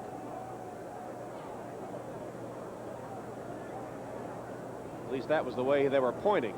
Now perhaps they're going to review that last play to see if he had both feet in bounds as he made the catch, Townsell, along the sideline. Well, if he's going to come down in bounds without being hit, that's fine, and that's what happens here. He's going to come down in bounds. Now he's getting pushed out, so the official's got to give him that catch. He even had his right foot not touch the ground there. By being pushed out of bounds by the defender, the official will give him the catch. So the play is being reviewed. Al Sabato is the replay official today. After further review, the play stands. 4th down. With the 45-second clock operator, please reset the clock to 14 seconds. Not that it really makes a difference now. I mean, the Jets are up at the line. Let's go. I mean, 12 or 14 on the play clock. Who cares right now? Leahy hoping that he'll get a chance to kick a field goal before intermission. He's been keeping warm on the sideline. You believe how long it takes to reset a clock in this day and age? All the push buttons and electronic things we're doing, and we can't even set the clock without taking a 2-minute delay here. This is going to be 4th and about 5 yards to go for the Jets, and 26 seconds left in the half. The Jets still have 2 timeouts remaining. I wouldn't be surprised to see the Jets try one of those quick trap plays up the middle or a running play to either get the first down or keep the clock running for Pittsburgh not to have much time. It will be a pass, however. O'Brien in the flat to Vick. Roger Vick stopped short of the first down at the 45-yard line. The rookie Carnell Lake took him out of bounds, and the Steelers will take over at their own 45. 21 seconds left. Well, Walton had the right play on, I think. I mean, Vick, one-on-one with the safety, you'd think that he'd be able to break that tackle, but Carnell Lake had an excellent angle on him and made the good play. Coach Walton talking to Sweeney, and I don't know why. I don't think anything went wrong with Jim Sweeney and his pass protection inside. Pass protection appears to be pretty good, but right now Lake's going to come over with a good angle and just make the play. And the Steelers are going to try to get some points in the final 20 seconds. Brister completes the pass to Carter. Rodney Carter tried to backtrack to get more yardage and is spun down at the Jet 47-yard line, an 8-yard gain, and the clock stops with 9 seconds left. Timeout Steelers. And the Steelers still have another tie. You know, last week the timeouts kind of got mixed up over there in Pittsburgh, didn't they? Controversial play as the Oilers got an extra timeout. Also a call on a reception that was apparently out of bounds, enabling the Oilers to defeat the Steelers in the last seconds of play. And I'll tell you another play. Warren Moon fumbled the ball. He got flipped, and they said the ground caused the fumble. Well, if you look at those replays, folks, you'll see that that ball's coming loose in Warren Moon's arm before he hits the ground last week. So the Pittsburgh Steelers had a few plays go against them against the Oilers. Bobby Brister said that Houston game last week was going to be tougher to overcome emotionally than was the 51-0 blowout by the Browns to open the season. Well, they really felt they had a chance, the Steelers did, especially with the bad weather and all. Their kind of weather. They thought they could handle Houston and felt like they gave it a pretty good shot, but it just wasn't in the cards. 9 seconds left in the first half. Steelers with the ball leading 7-0. Brister rolls, and he'll heave up the Hail Mary pass. Knocked to the turf and incomplete. It looked like John Booty was the man that got a hand on it and a shoulder pad on it to knock the ball to the turf, and it will fall incomplete as the first half comes to an end. Well, the Pittsburgh Steelers scored on their first possession, a 35-yard run by the rookie running back Tim Worley. The Jets had a couple of decent drives but made mistakes that kept them from getting any points, and the two teams will go into the locker room the way the game began. It's 7-0 Pittsburgh at the end of the first half at the Meadowlands. Now stay tuned for NFL Live. You hear the thunder, the call of the road. No time to wonder, you gotta go. It's a driving experience like no other. Pontiac Grand Prix. Get on your Pontiac and ride, Pontiac ride. Once you experience the 1990 Grand Prix, your approach to driving will never be the same. Rebuild excitement. Now get 4.8% financing on every new Grand Prix during Pontiac's All-Out Excitement Closeout. 545, let's go. Rise and shine. Let's go. It's not the Army, but if they can make it through this basic training, physically and scholastically, they'll be ready to become the best that their minds and hearts can make them. This is the YMCA's Youth Service Corps, dedicated to developing strong work habits while at the same time serving the needs of the community. I'm Bubby Brister, quarterback of the Pittsburgh Steelers. I've been involved as a United Way volunteer since this program began. Most are disadvantaged youth, many from the inner city.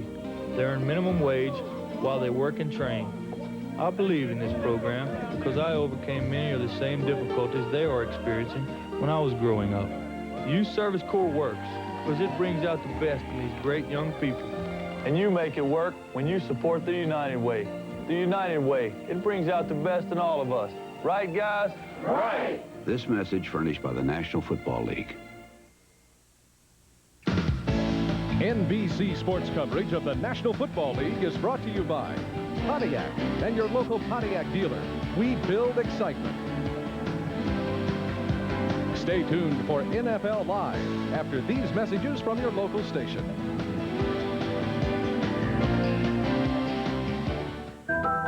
A classic Christmas ballet comes to the ice with America's sweetheart, Dorothy Hamill. It's a holiday special for the entire family. NutraSweet presents Dorothy Hamill in the Nutcracker on Ice, December 23rd on NBC Sports World. Happy holidays, everyone.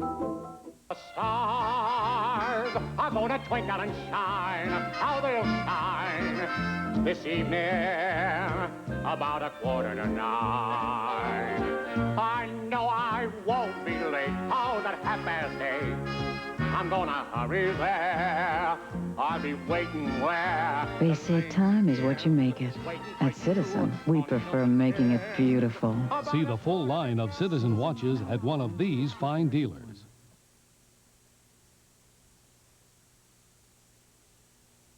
This is WICZ TV 40, Binghamton, New York.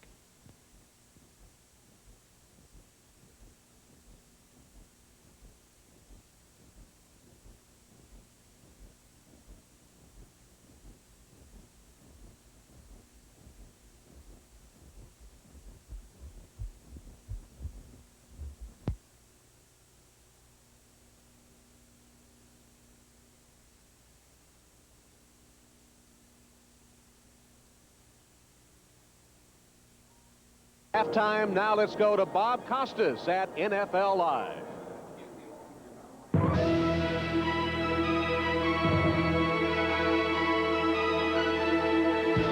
Okay, we welcome those of you watching the games from RFK and the Meadowlands. Bob Costas back with O.J. Simpson and Juice. Kansas City has been your team for 5 or 6 weeks now, talking about a spoilers role. They're putting it on the Packers. Well, you know, I felt 5 weeks ago that if they can win all their games, and I felt they were certainly capable of doing it. They've been going against first-place teams week in and week out. You saw Thanksgiving. They started with that overtime tie with Cleveland, that this could be the team to beat if they can get to the playoffs. They're one of the few teams in the AFC that if they get to the playoffs, that I give a good chance of beating Denver in Denver. They've done it over the last few years, and obviously to make it to the Super Bowl, I think you're going to have to get a win in Denver.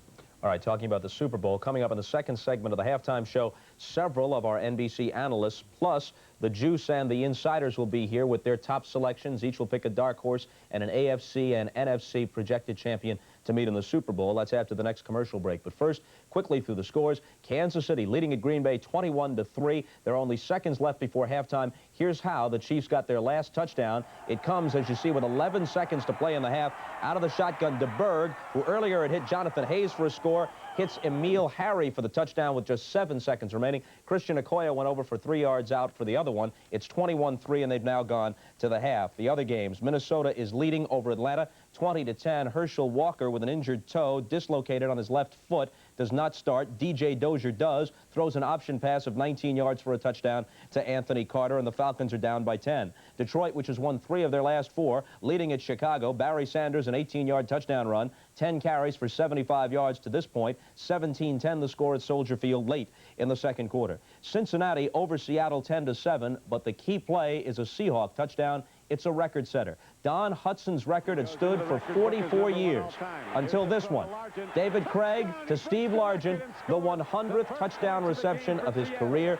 Hudson, the Alabama product who played for the Green Bay Packers, caught 99 in a career that ended in 1945. So a record that stood for almost half a century falls to Steve Largent today, just a few weekends away from his final game in the National Football League. Houston bearing down on the playoffs, leading at home over Tampa Bay 20-3. Warren Moon has thrown touchdown passes to Curtis Duncan and Drew Hill. In the game some of you are watching, Pittsburgh with the halftime lead over the Jets. The score there is 7-0.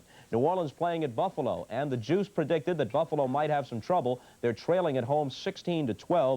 John Fourcade starting in place of an ineffective Bobby Hebert. He throws 2 first-quarter touchdown passes. San Diego with Billy Joe Tolliver connecting for touchdowns in the first quarter, a pair of them, one to Anthony Miller, another to Wayne Walker, leading 14-7 over the Redskins halftime at RFK. And Philadelphia trying to wrap things up in the NFC East. They can't do it this week, but they can move closer with 2 touchdown passes, one by Randall Cunningham of 4 yards to Chris Carter, then Matt Cavanaugh off a fake field goal, a 13-yarder, again to Carter, leading Dallas 14-3. They're just a few seconds away from halftime at the Vet.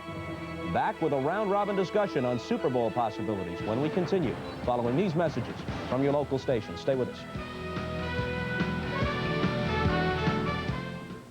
Chinatown, 1947. What can I do for you, Mr. Policeman? Detective Frank Dokey has just stumbled into a sexual underworld. Nobody owns anybody. That's as seductive as it is You can give so much more from Present Company, your Christmas store. Save on fine jewelry and more during Present Company's holiday sale. If one picture is worth 1,000 words, this S500 camera outfit by Kodak will leave you speechless. The whole family will enjoy this computer system by Epson. 13-inch monitor and printer are sold separately. Be creative. It's easy with this salad shooter by Presto. From Present Company, your Christmas store. This is WICZ TV 40, Binghamton, New York.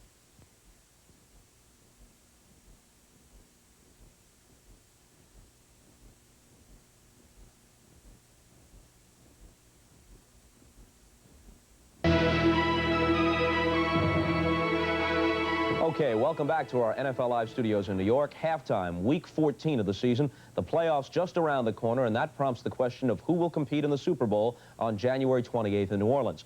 In an effort to shed some light on this key question, we've assembled an august group of our NBC football analysts, along with OJ and the insiders. And now, as they say in the polling business, folks, this is merely a random sampling of opinion, not a scientifically based survey. But let's get it started with a man who claimed 3 Lombardi trophies in the 80s as head coach of the 49ers, Bill Walsh. Bill, your thoughts? Well, Bob, there are only 2 teams in the league that are fully dimensional this year. Those are the Denver Broncos and San Francisco 49ers. They're complete teams. I don't see how they can miss. If you want to talk about a dark horse, then I think Philadelphia, with their big play Cunningham, could slip in there. A dark horse would be Kansas City. I think Schottenheimer's done a great job. Merlin Olsen standing by in Indianapolis. Merlin, agree, disagree? No, it's hard to disagree with Bill Walsh about the play of the 49ers. But one thing I would remind Bill of is how difficult it is to carry that Super Bowl trophy.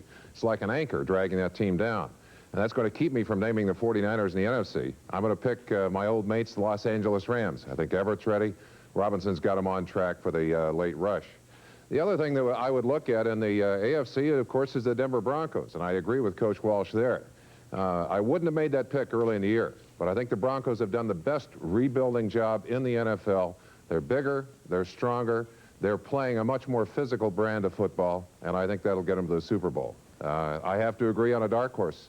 Buddy Ryan's Philadelphia Eagles, nasty enough and mean enough to find their way possibly to that Super Bowl game. Okay, Merlin. Now, I'm tempted to go to Charlie Weaver to block, but I'm forced to take Bob Trumpy in Cincinnati. Trump? I'll look at the AFC first, and just like everybody else, I like Denver. I think the Broncos have grown up around John Elway. My dark horse in the AFC is a real dark horse. That's the Houston Oilers. I like them because I think they're a very difficult team to offensively prepare to beat their defense. In the NFC, I'm like everybody else. I'm picking the San Francisco 49ers, but I think my reason's a little bit different. I think they're a vastly superior team because the coaching is better.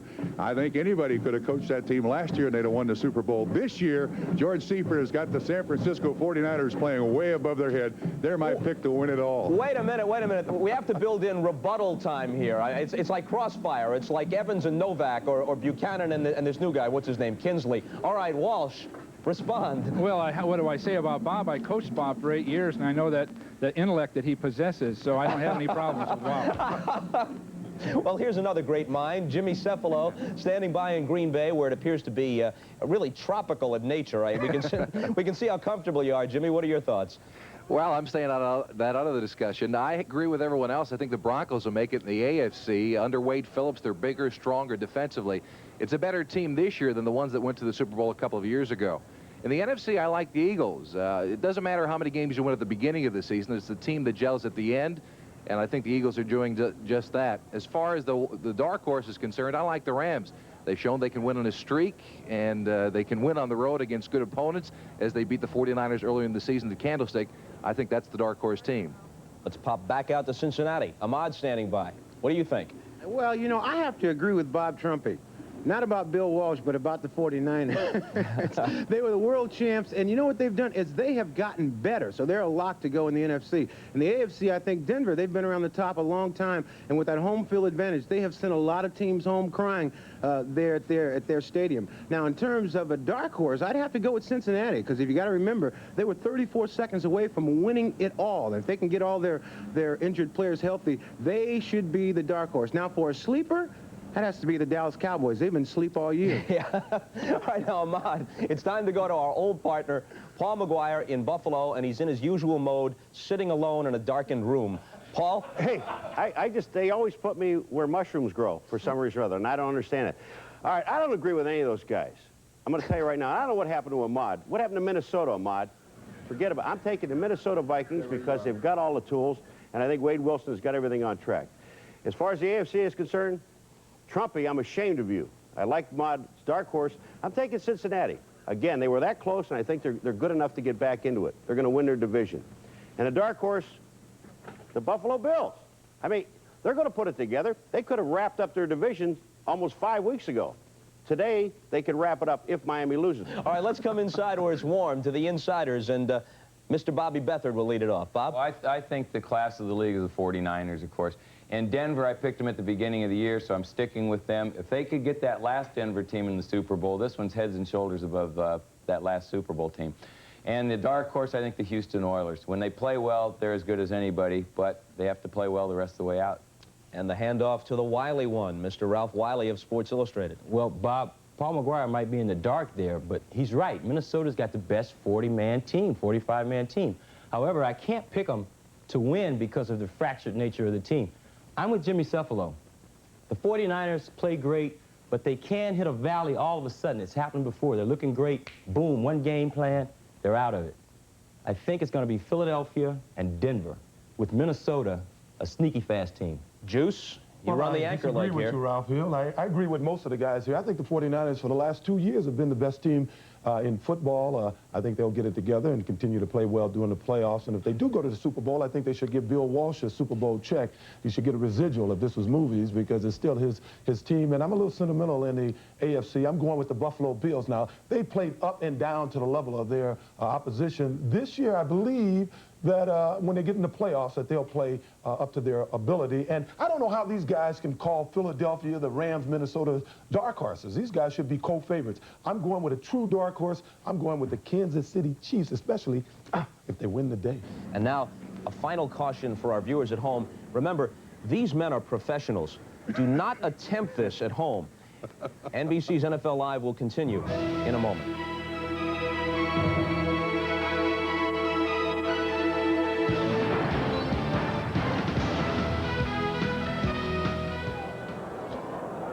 The Pittsburgh Steelers, still hopeful of a playoff berth, have a 7-0 lead on the New York Giants halftime at the Meadowlands. It was a half that started with a touchdown on the Steelers' first possession. The Jets drove the ball occasionally, but were their own worst enemy. Yes, they were. They hurt themselves with the penalties and the turnovers. Steelers have been playing better ball than the Jets have. I know the Jets have won 2 straight, but that was over Atlanta and San Diego. And I like the Steelers' chances coming into today. Brister's been getting pretty good time. I think we're going to see the Steelers put some more points on the board this second half. Let's take a look now at our Coors halftime summary as we check out the stats from the first half of play. The Jets with an edge in first downs and the total yardage in favor of New York. And as you see, though, the time of possession was the Steelers' advantage. Once again, Tom, that only stat that matters is a scoreboard. You know, it's 7-0 Pittsburgh. The Jets lost Toon early in the game, and there's Ryan, Pat Ryan, the quarterback. I mean, there were 2 vicious, hard, clean shots by the Steelers that knocked Ryan out of the game and knocked Toon out of the game. Just good, clean, hard shots. Pittsburgh Steelers kick it off. It's taken by Bobby Humphrey. Humphrey to the 20, tries to pick his way forward and gets a couple of more yards before he's swamped by the black-shirted Steelers special team defenders, with Tyrone Stowe leading the way, a 19-yard return. Well, Pat Ryan started quarterback for the Jets today, but suffered a possible concussion when he took that hit from Greg Lloyd. That was in the first quarter after Al Toon had already left the game. Toon made a reception, somehow managed to hold on to the ball when he took this shot from Thomas Everett. Yeah, but if he doesn't bobble the ball there, I think he's ready for that shot and he doesn't get hurt. So Ken O'Brien now at quarterback for the Jets, and he's done a good job. He has moved the team, although they have no points to show for it. Here he has one downfield complete to Epps. Philip Epps, who is called on to replace Al Toon, has been a productive receiver for O'Brien. That's a first down catch to the 45 where Rod Woodson makes the tackle. Well, Philip Epps just goes downfield and then breaks across the middle. He beats Woodson to the inside, and O'Brien gets the good protection and puts the ball right there. Now watch, he'll break inside away from Woodson, and the ball's just right on target there. Nothing Woodson could do about that. 22-yard gain. Epps in his 8th year out of TCU. Signed as a free agent after he was released by the Packers. Spent 7 years with Green Bay. Roger Vick. Not much there. A yard to the 45. David Little tough against the run that time. Well, you know, he ended up fighting his way forward for a good 4 yards, Tom. Those guys in the middle of the line created kind of a pile in there, and Vick was able to cut back and make 4 close to 5 yards. You're right. He did get 4 or 5. I thought he was going to be stopped there for a very short gain, and he turned it into something decent. Well, it looked ugly, but it turned into something decent.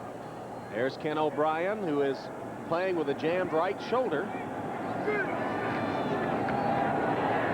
Swings it to Vick.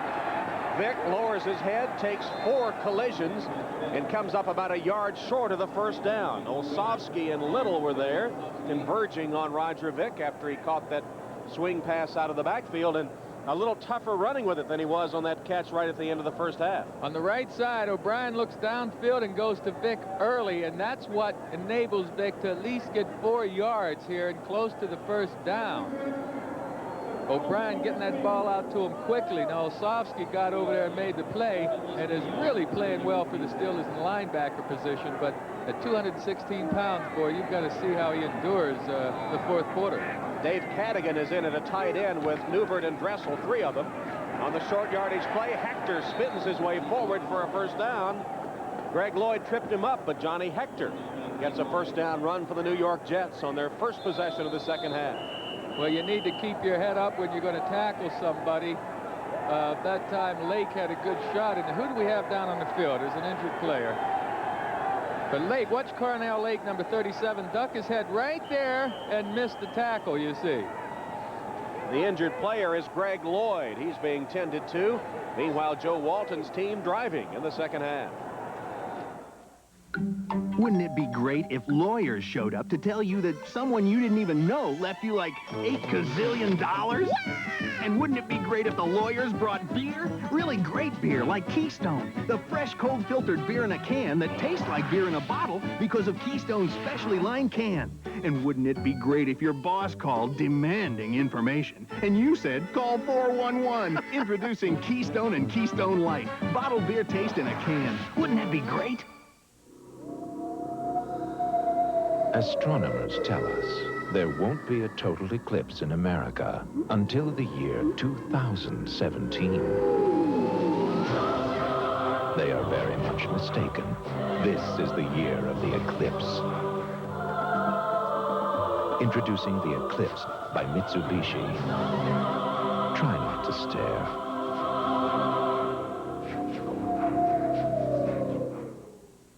It's 32 degrees, and Jan Trumpeter is learning all about her antifreeze.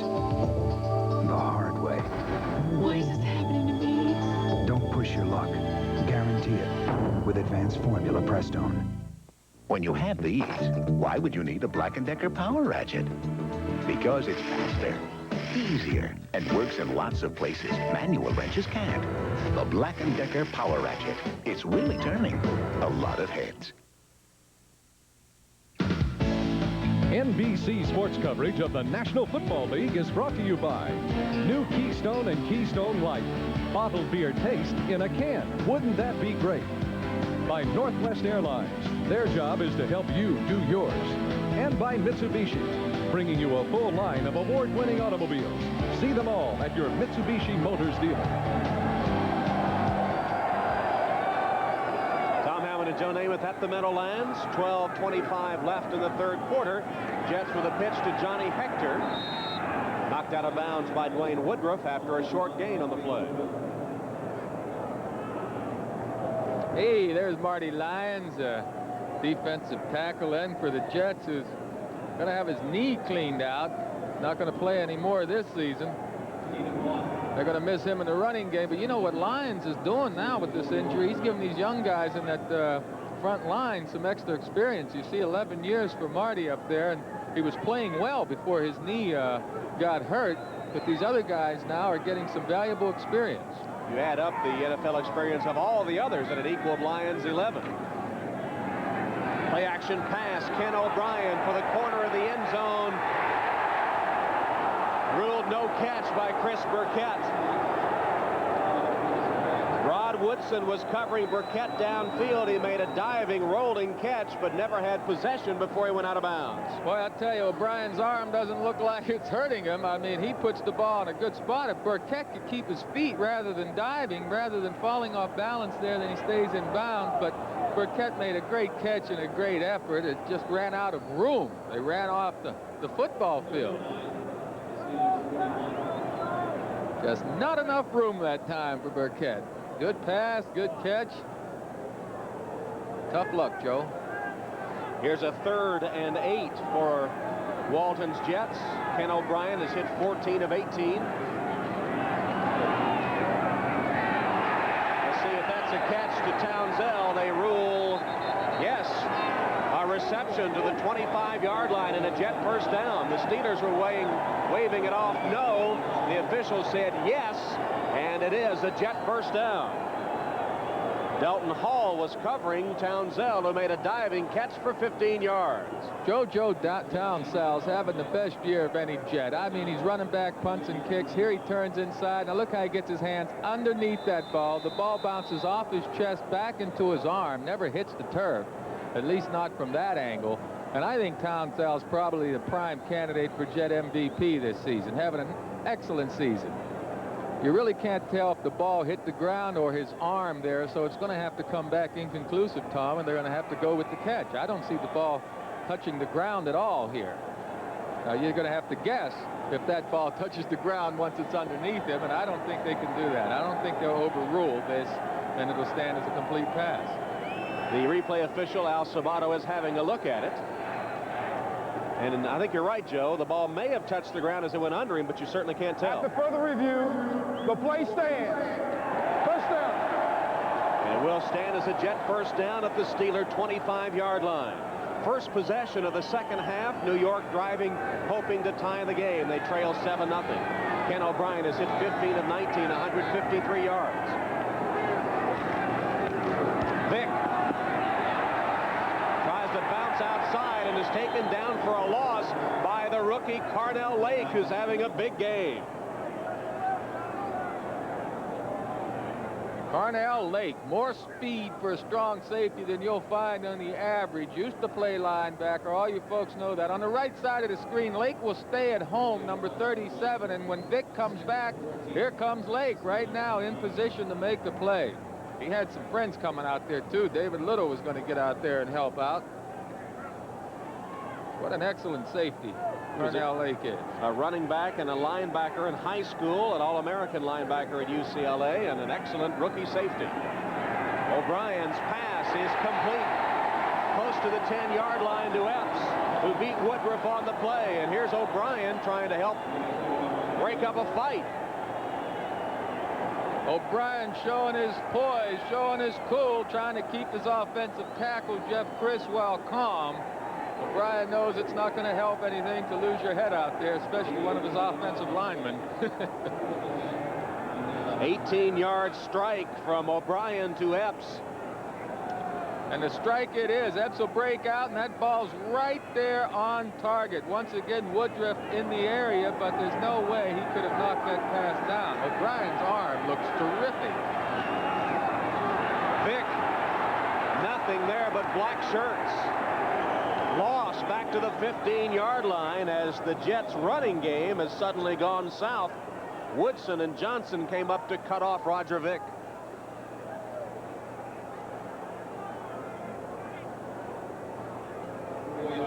Here's an update on the scores. Kansas City still cooling off the Packers.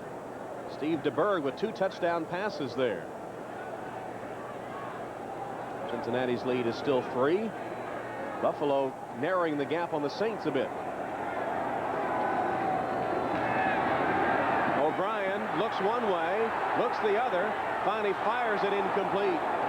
Off the pads of Epps, who had Woodson coming up to deliver a blow just as the ball got there.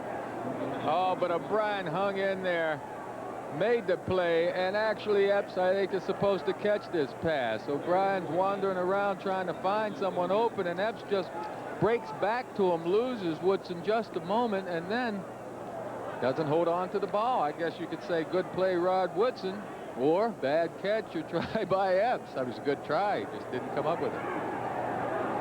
So it's 3rd and 13 now for New York. Steelers leading 7-0. 9:56 third quarter. That's Epps in motion. Pitch. Hector. All the way back to the 24-yard line. Keith Willis penetrated, knocked Hector down, and the Jets absolutely cannot run the football, and the fans voicing their displeasure on the 3rd and 13 running play. Well, you can't blame them. I mean, 3rd and 13, and they're trying to run the ball, being down 7 points. Joe Walton doesn't do all the play calling over there. It's by committee, and so a few of the people thought this would be a good play, and boy, Willis just gets out in front of the pulling guard and wrecks the play. Here's a 41-yard field goal attempt by Leahy. It's blocked. A lateral by the Steelers. Gerald Williams down the sideline, and he's going to take it for the touchdown. Will they allow it or not? It'll be the Steelers' ball, but no TD. Well, it was an exciting play. Gerald Williams is still celebrating. He hasn't gotten the news yet. Well, it appeared to be Woodson who got in there to make the block that time. And there's Woodson. He does so many things for these Steelers. Such a valuable player in that secondary. And Walton just shaking his head. You know, what can go wrong goes wrong for these Jets. Woodson on the top left side of your screen right there, number 26. Boy, he gets around Loggeman, the rookie linebacker, and stretches his body out there and gets a piece of it. Or gets all of it, knocked it right down. Now we'll see where the ball's down. See, he's down on contact right there. Prokop, number 6, was able to make contact with Brian Hinkle, 53, and the ball was blown dead right there on the spot. So the Steelers have it. This is their first possession of the second half. 9:08 left. They have a first down at their own 33. Hodge, not much. Troy Benson gets credit for that tackle.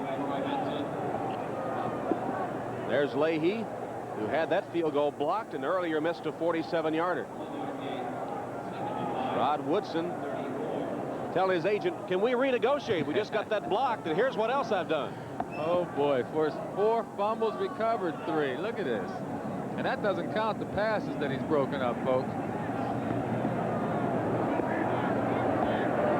Bubby Brister, under center, is 10 of 18. Lets that one go to Worley, who makes the catch and is immediately hit by Eric McMillan. There's a penalty marker down.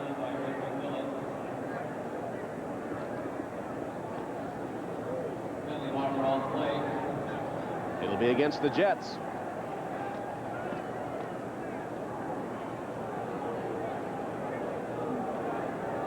The Jets have rolled up yardage but have no points.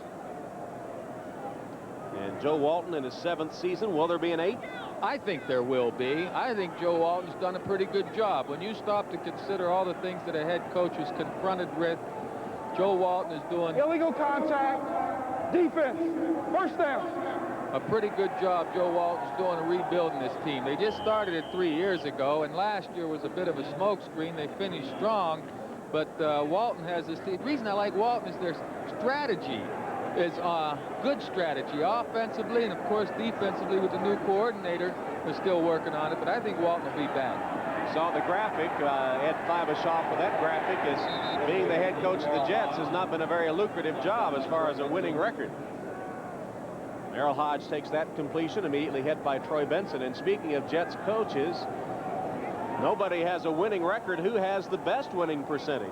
Well, I'd guess at Walton. I'm not sure, but I'd just be guessing Joe Walton. And I do believe he has this team heading in the right direction. They had a lot of injuries early in the season. They've lost their receiving core with Al Toon and Wesley Walker and Mickey Schuller. The Jets have had a tough road to hoe, and it's not Walton's fault. Well, you saw the answer. Slinging Sammy Baugh coached the New York Titans to a 500 record. Hodge is tripped up short of the first down. Kyle Clifton with a shoestring tackle for the New York Jets. Hey, wait a minute. Now, when we saw that graphic, it said, which Jets coach has the best winning percentage? And then we come around and say, slinging Sammy Baugh, the Titans? The Titans weren't the Jets. Well, we saw that jet flashing there. That was a hint. You were supposed to pick up on that. That's what it was. We got you on a technicality. 3rd and 6 here for the Pittsburgh Steelers. Bubby Brister lines up in the shotgun, double wides to either side. Across the middle, too high and incomplete, off the hands of Stock, the intended receiver. And Booty was covering for the Jets. So the Jet defense holds after the blocked field goal, and the Steelers will be forced to punt. Well, Booty might have been covering, but he was a long way from Stock that time. There was a great coach, Weave Eubanks, still going strong, about 83 years old now, and he makes some of the games the Jets have down in Cincinnati and over there at Cleveland. He still gets around during the football season. Had a pretty good quarterback, too, for him, old number 12. Raymond Berry was telling us last week, you know, Weave didn't have to worry about quarterback controversies. He had Namath with the Jets and Unitas with the Colts. Yeah, he went shopping in Western Pennsylvania is what he did. Newsome's punt. Tanzel holds on somehow. He made the catch at the 15 and then was pounded by Stone. A 37-yard kick, and Stone really delivered a blow on JoJo Townsell. New York Jets backed up deep in their own territory. They trail 7-0. Astronomers tell us there won't be a total eclipse in America until the year 2017. They are very much mistaken. Introducing the Eclipse GS Turbo by Mitsubishi.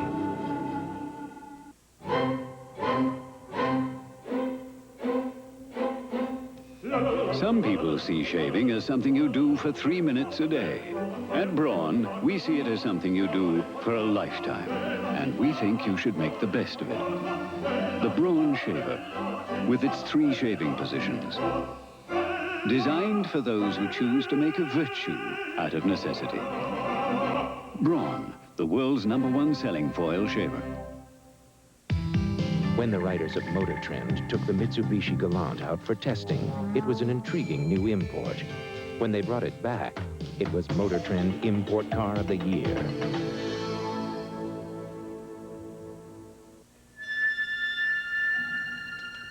The struggle for excellence is the spirit behind running a business. It's the only way to run an airline. At Northwest, helping you do business is putting us on the fast track. In all we do, we're striving to jump the line from the merely good to being great. Because being the best is the only thing we want to be. Elway, Humphrey, and the crushing duress. The Broncos battle the Cardinals next Saturday. Earlier, we saw one of Harry Newsom's punts bounce inside the 10 and stay there. Here, Townsell does a remarkable job of concentrating on the ball when he absorbs that hit from number 20, Dwight Stone. But Townsell does a great job holding on to the ball and giving the Jets better field position than they may have had he let the ball hit the turf. Jets with the first down play, the handoff to Vick. Roger Vick, 4 or 5 yards to the 20, stopped there by Greg Lloyd. Here was Joe Walton's reaction as Townsell took that tough hit, got 0 yards on the return. Oh, that was good coverage. A good punt, first of all, by Harry Newsom, hanging the ball up so high. And again, Townsell did a wonderful job of holding on to the ball and giving the Jets better field position than they would have had he allowed it to hit the ground. Steelers have been hitting exceptionally hard today. Second down for New York. O'Brien with time, then throws it incomplete, wide of the intended receiver, Chris Dressel. Well, Chuck Noll said his Steelers had to play with abandon. Their playoff hopes diminished by the loss to the Oilers last week, but you still compete, you still try to win, and they certainly have hit hard today.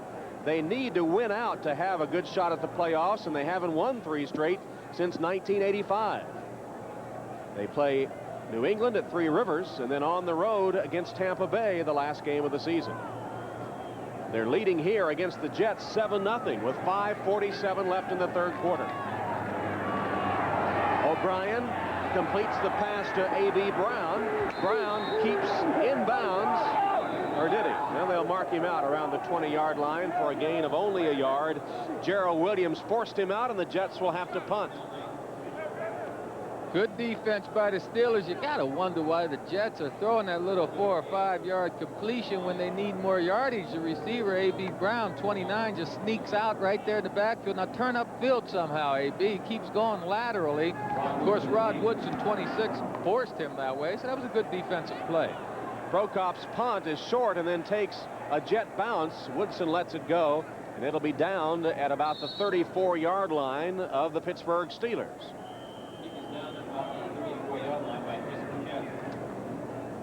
So the Steelers will take over. 5:29 left. They're up 7-0 as Joe Green talks to his troops. The world thirsts for a car that is economical, yet fully equipped, basic, yet polished, practical, yet inspiring.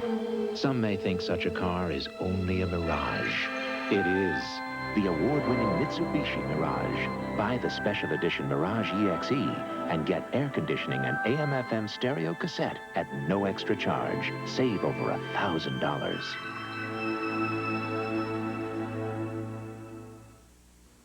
If you don't want to slow down on your way to the top, It's the right beer now. because you know to make a beer as refreshing as a mountain stream, you got to start with the Mountain Stream. It's the right beer now. When a night on the town might last all night, call for the taste preferred at Better Night Spots. The Silver Bullet, the one that won't slow you down. It's the right beer now. Sometimes what you take off your skin is even more important than what you put on it. So we created Episage. Its 3 continuously rotating brushes bursting with water buff away dry, flaking skin, massage, and help reduce the appearance of cellulite. To leave your skin feeling soft, fresh, and looking beautiful. In minutes, it'll make a new person out of you and brush away the old. Episage. It'll brush your skin beautiful by Epi. NBC Sports serves your need to know all week long. Dial 1-900-454-3500 for NBC Scores Plus. 24 hours a day, 7 days a week, anywhere in the USA. From the Meadowlands, Tom Hammond and Joe Namath. The Steelers leading the Jets 7-0. 5:29 left in the third quarter. The New York Jets have moved the football today, but have been blanked on the scoreboard. First down for Pittsburgh at their own 34-yard line.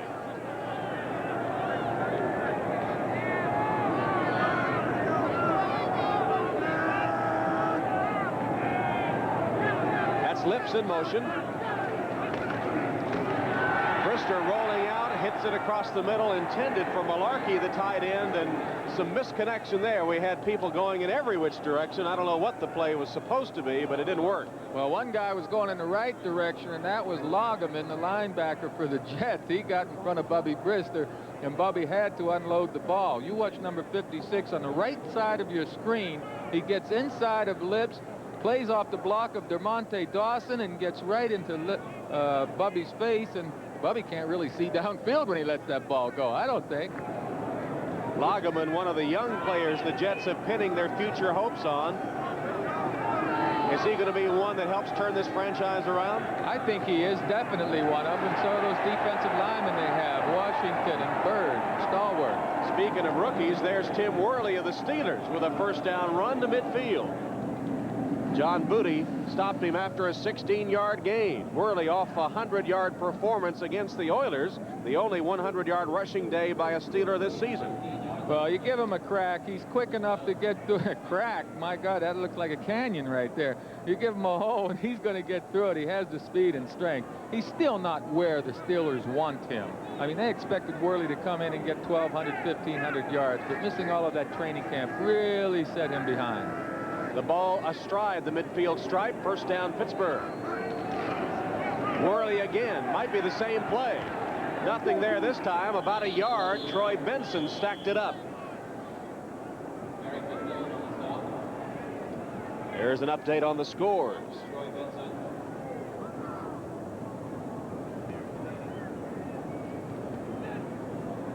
Craig with a touchdown pass to Blades, 60 yards, giving the Seahawks a 17-10 lead on the Bengals. Buffalo has tied New Orleans. Philadelphia continues in front, and San Diego with a 1-point lead. 7-0 Pittsburgh here at the Meadowlands. 4 minutes left in the third quarter. Brister's pass complete to Hill at the 40-yard line. Close to the first down. He made the catch for 9 yards with Hasty all over him. Well, Hasty could be all over Hill. The guy that's going to take this play away are the inside guys, the linebackers. Hasty can't stop that little quick post unless he's lined up inside that wide receiver. That time, receiver just got inside of Hasty from the goal, and Loggeman on the right side, 56. No one is back there in that area. You see that huge hole there. I mean, gosh, they could have thrown the ball to the running back, and he'd have had a good gain too. Wolfley is in for Pittsburgh as a third tight end, joining Malarkey and O'Shea on 3rd and 1. That's Hodge with a first down inside the Jet 35-yard line. Kyle Clifton wraps him up there, but Merrill Hodge with a first down for the Pittsburgh Steelers. You know, Tom, yesterday you asked Hodge if he had a special thing about scoring touchdowns. He's had about 5, I guess, the last few games, and he said he did. He says, you know, when we get down there, a 30-yard line on in, he says, I just feel like I'm going to score. I can smell the goal line. Something kicks in, extra adrenaline or whatever, and I do give it just a little bit more. And he likes to get the ball in his hands in a going-in situation. He's given them a first down at the 33 of New York. Brister still has it. Slides down at the 31-yard line. He got a couple of yards. Scott Mercereau, the nose tackle for the Jets, chased him down. Now, for all you young quarterbacks, this is a perfect example. When a quarterback isn't sure that he's going to make that handoff or can reach that running back, you keep it and run it yourself. That's what happened this time. Bubby Brister just doesn't make the handoff, so he tucks the ball and keeps it himself. Worley's as surprised as anyone, peels back and helps, but that was supposed to be a handoff to Worley. What can cause a quarterback to be late with the ball with a handoff? Well, the like angle, you know, a quarterback can get away from center a little late. The running back can go a little bit wide, just 6 inches or so. Quarterback has to be sure he can get that ball right into the running back's breadbasket. Brister rolls and delivers to Hill, who bobbled it and dropped it. Incomplete. There's Bubby Brister, who, after high school in Louisiana, signed with Bear Bryant at Alabama, but he chose to play pro baseball instead in the Tigers organization. In fact, he played on one team for the current Pittsburgh Pirates manager, Jimmy Leland. Then he left baseball after a pitch broke his thumb and enrolled first at Tulane, then at Northeast Louisiana, and in fact was 7th in the U.S. in passing stats in his only year as a starter at Northeast Louisiana. Now in his 4th year in the NFL, and Coach Chuck Noll says he's an accurate passer now, makes good decisions. This one is almost picked off, batted down by Kerry Glenn, and it looked like he batted it down all the way. He could have made the interception. Now look, Tom. Yeah. I see why. That's a pretty good batting machine he's got on there. Well, actually, Kerry Glenn makes a good play. That's not his man, Merrill Hodge, that Bubby Brister's trying to get the play to, but Glenn comes over and makes the play to get his hand up on the ball. I don't see Hodge in the picture, but he was wide open initially on the play. 49-yard field goal attempt by Gary Anderson. 49 has been his longest this year. And that one is short. Anderson misses from 49 yards, and the score remains the Steelers 7 and the Jets nothing. 1:34 left, 3rd quarter. Used to be if you wanted a keg of beer at your party, you were talking major hassle. But now there's something better. Party Ball from Coors Extra Gold and Coors Light. You see, instead of this, you get this. Over 5 gallons of brewery fresh beer in a portable plastic container. You just pack it with ice, push in the handy reusable tap, and party with a bunch of your friends. Then recycle the container. So forget the hassle and pick up a Party Ball at your favorite store. Because it's just not a party if you don't have a ball. Why do you get great service from a MetLife rep? He's got terrific follow-through, answering tough questions. He's fast when it comes to paying claims. He's got lots of drive and power. And he makes neat saves when the going gets rough. It all adds up to advantage. MetLife. Get Met. It pays.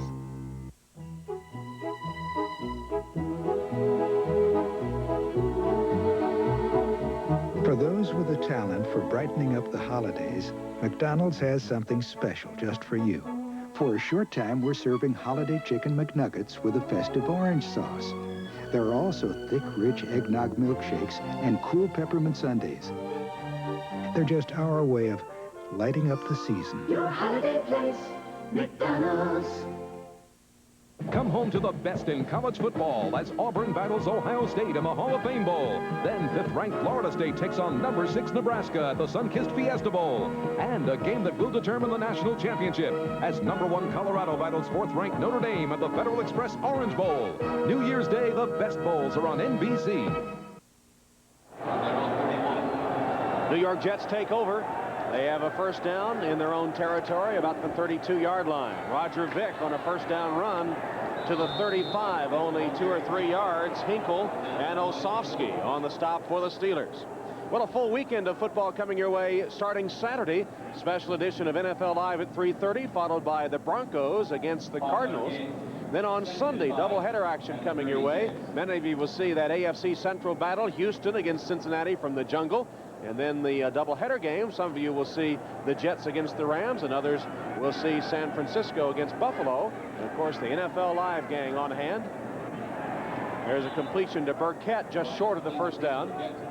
And speaking of NFL Live, let's go to Bob Costas now with an update. Yes, Tom, and an especially flattering photo of that quartet you showed a moment ago. Meanwhile, to more important matters, Seattle has the lead at Cincinnati. Brian Blades latches onto this one from David Craig. It covers 60 yards. After trailing 10-0 at one point, the Seahawks have roared back. Lead 17-10 in the third. Back to Tom and Joe. Thanks, Bob. Here at the Meadowlands, still 7-0 Steelers with time running out in the third quarter. The Steelers scored on their first possession of the game. There have been no points since. O'Brien's pass, Burkett for a first down. 46-yard line of New York. Dwayne Woodruff covered him after a 7-yard gain. As the quarter ticks away, Joe Walton still trying to get their first points of the game. Ken O'Brien now in at quarterback, replacing Pat Ryan, who started the game and was injured.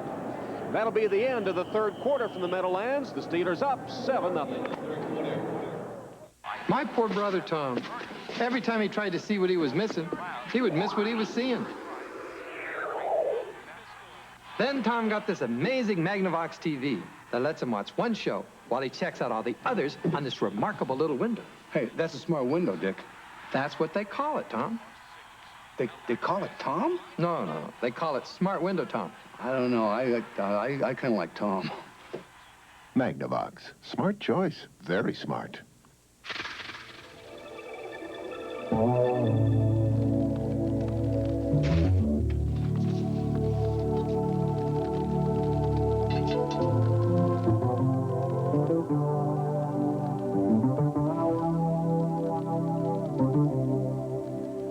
Life's full of simple pleasures, like the comfort of Levi's jeans.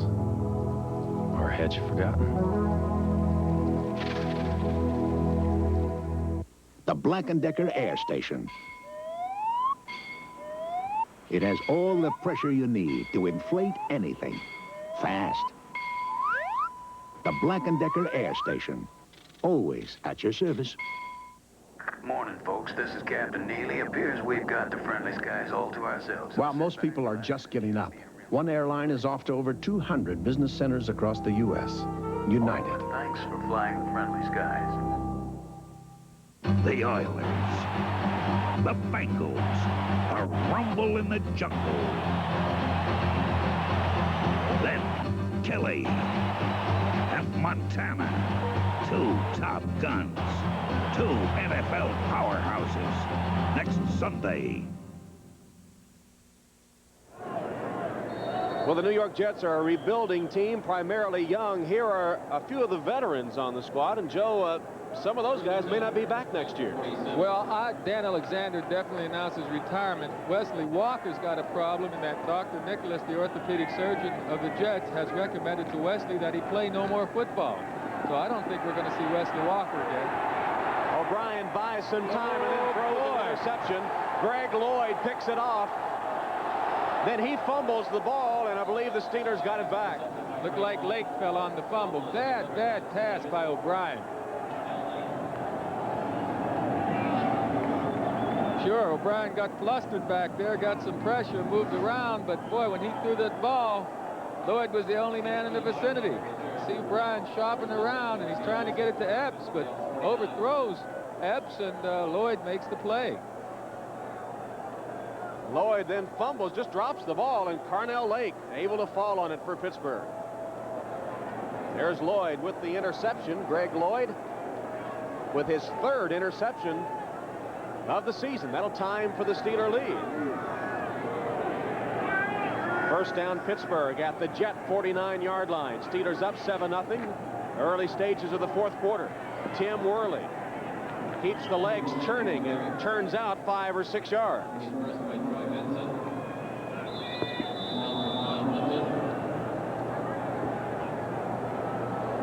Well, the Steelers have had an opportunistic defense, second in the NFL with those 37 takeaways. Earlier this year, they recovered their 20th fumble, and that interception is the 17th of the season. got an injured Steeler on the play, and it gives us time to take a break. We'll be back after a message from your local station. Tonight, she fought the streets and took on a city to help her son Isaiah become a world-class athlete. You're my pride and joy. A mother's courage, the Mary Thomas story.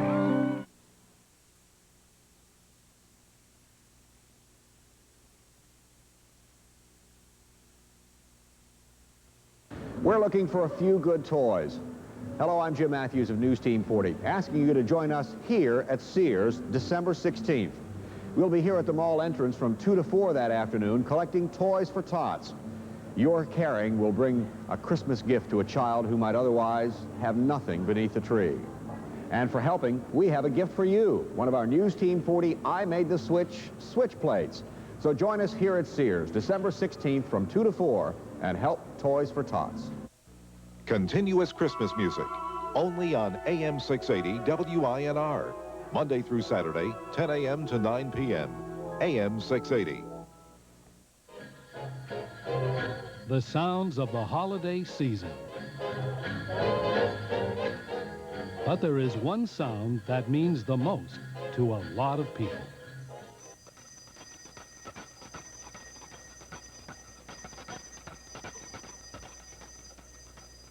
Touchstone Pictures presents Paul Newman as the powerful governor of Louisiana. Good night for prowling around, ain't it? Mr. Governor. A dedicated public servant. Oh, yeah. Dynamic statesman. Can I trust you? Hell no. Expert in domestic affairs. Woman chasing lunatic from the mental hospital. Oh, yeah? I love the man. In 1959, he broke the rules. That's a damn lie. Shocked the nation. Damn lie. And enjoyed every minute of it. Blaze, rated R. Starts Friday, December 15th at a theater near you. This is WICZ TV 40, Binghamton, New York. Plus 13, best in the AFC a year ago, minus 11 in 1989. The injured Steeler was Tim Worley, who left the game, replaced by Rodney Carter. This is Dwight Stone, and Stone is to the 40-yard line, just short of the first down. Gordon and Ratajkowski on the stop for the Jets. There's Dwight Stone, who was a running back, switched to wide receiver this season, but still seeing some duty at running back for the Pittsburgh Steelers. He has a lot of speed, Stone has, probably more speed than any of their backs, but he just doesn't have that much experience back there carrying the rock. Craig Wolfley, 73, is in at a tight end. They just announced him as an eligible receiver. He joins Malarkey and O'Shea on 3rd and 1. Hodge for the first down. Hodge plowing straight ahead, and the Pittsburgh Steelers pick up a first down. 13:29 left in the game, 7-0 Steelers. Well, Minnesota's turned it up a notch, I see, and Buffalo's come back nicely with New Orleans. Washington, Tom, do you see that? Yeah. San Diego has a good defense, and Washington's come back after being down 2 touchdowns. San Diego had that 14-0 lead. First down from the 38 of New York. Brister's going to the air. Pass is complete to Lewis Lips at the 25-yard line. Bobby Humphrey takes him down immediately after the catch, but it's another Steeler first down, and Brister told us he was going to be looking for Lewis Lips today, and he's found him for several big plays. Yeah, well, Lips doesn't have anyone underneath covering him, and Bobby Humphrey's got his hands full. He has Lips over here man-to-man without any underneath help. And if the timing is even close, as it was on the last play, you're not going to prevent that catch from being made. Lips said he sets a goal every year of 1,000 yards receiving, and he was on track for that until being blanked in the last 2 games and making up some ground today. That one for 14. Hodge. Knocked out of bounds after a gain of a couple. Kyle Clifton was racing Hodge to the sideline and got a hand to nudge him out of bounds. Clifton does a good job with the Jets. You don't hear a lot about him unless you're here in New York, but Clifton makes a lot of tackles. He's been the steadiest players they have back there, that linebacking group. Alex Gordon, the linebacker with the Jets, and his 3rd year now hasn't quite panned out the way Clifton has, and the big question mark with their linebackers, of course, is Loggeman, the rookie. No question mark any longer, but Gordon is still a mystery. Lifton had a great game earlier this year against Buffalo. He had 17 tackles.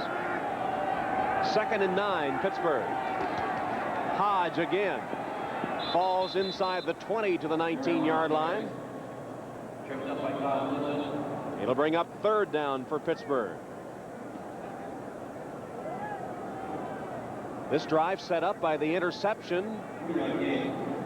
Ken O'Brien was picked off, and the Steelers have advanced it inside the 20. Number 11 is Rick Strom, who is the backup quarterback for the Pittsburgh Steelers, replacing Todd Blackledge, who is inactive for this game. Strom's development has put him into the backup spot behind Brister. 3rd and 6. Pressure on Brister. He floats it downfield. Touchdown! No, now they say incomplete. Oh, I don't believe he's ruling that incomplete. The ball came loose, but it came loose and hit Carter in his legs. It didn't hit the ground, I don't believe. Carter was celebrating. I thought he caught it. He made a diving one-hand grab, and I never saw it hit the ground. I don't think the ball hit the ground. It did come out of his hand, but it landed on his legs. I don't think the ball ever hit the ground. Brister finding good time. He's avoiding a double safety blitz by the Jets that time. Now let's see if this ball touches the ground. It's going to come loose from his hand, but it's going to hit his leg, I believe. Look here now. Can't tell from that view. That ball sure looks like it's in his midsection. Well, the Steelers on the sideline are all signaling touchdown. They watched the replay on the big screen here at the stadium. Brister's high-fiving all around. He has no question. Well, it looks like a catch here. Take another look at it. I know these replays haven't gone the way Pittsburgh would have liked for them to have gone the last couple of weeks. But here's another look. Now, where does this ball go? Oh. Well, Tommy Roy's got another angle to look at. But I haven't seen an angle yet that made it conclusive. That's a catch. He cradled it against his leg, like you said. Don't you think so, Joe?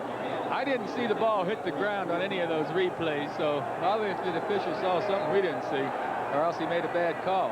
42-yard Anderson field goal attempt is good. Well, there's going to be open season on striped shirts in Pittsburgh after last week and this week. 10-0 Steelers. Hey, hustlers, I got some more party time tips for you from Extra Gold Draft. First, never party with anything less than the full tilt taste of Extra Gold. Hey, this is one tough beer. Another tip, never shoot pool with a guy that brings his own stick. And never ever shoot with a guy that brings his own table. Ask for an extra. Go for the full tilt taste.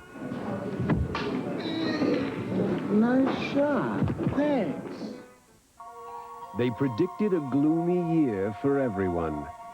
But they didn't count on Mazda, with cars and trucks engineered to feel just right. Now Mazda is racing toward an all-time sales record, with record-setting deals that can save you up to $1,000 now. So come get a record-setting deal at the Mazda Race to the Record. At your local Mazda dealer now. If you want to move ahead in any career, ask yourself, can I work with a team? Can I take on a tough job and see it through? You can learn how in the Army, so when you set off on the road to success, you'll already be in the driver's seat. Where can you find fine quality dress shirts like these by Premier Shirt Makers? It's the greatest assortment of styles, colors, and patterns we've ever offered. Find them now for only $9.95, only at Sears. NBC Sports coverage of the National Football League is brought to you by Mazda Cars and Trucks. Mazda, it just feels right. By Levi's 505 Jeans. And by Extra Gold Draft, the party time beer with a full tilt taste.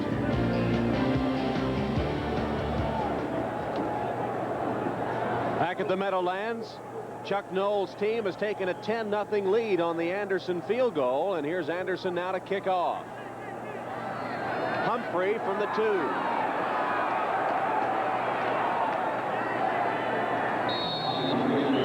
takes it to about the 22, about a 20-yard return of the kickoff.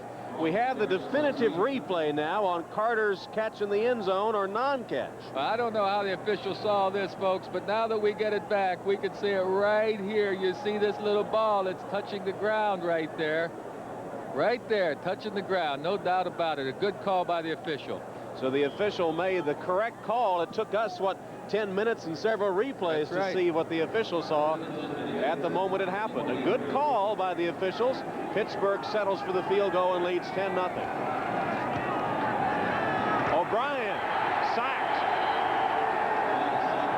Greg Lloyd with the sack, back almost to the 10-yard line.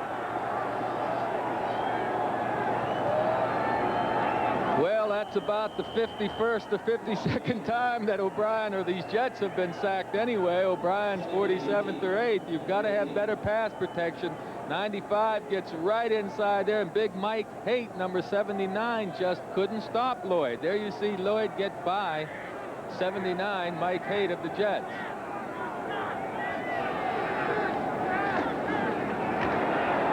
Hector to the 15-yard line. The fans let the coaches know what they think of that play call. Lorenzo Freeman made the tackle, and Johnny Hector didn't gain much. Hector, by the way, about to dethrone Freeman McNeil as the Jets' leading rusher. McNeil had been the leading rusher for the Jets the last 8 seasons, but it's going to be Hector this year. Well, the Jets and Joe Walton, that's Joe Walton's offensive coordinator standing beside him, Richie Kotite. They thought with the run they could pick up 7 or 8 yards and have a shorter version for a 3rd down and long, but no good. Now it's 3rd down and 18, and it's tough.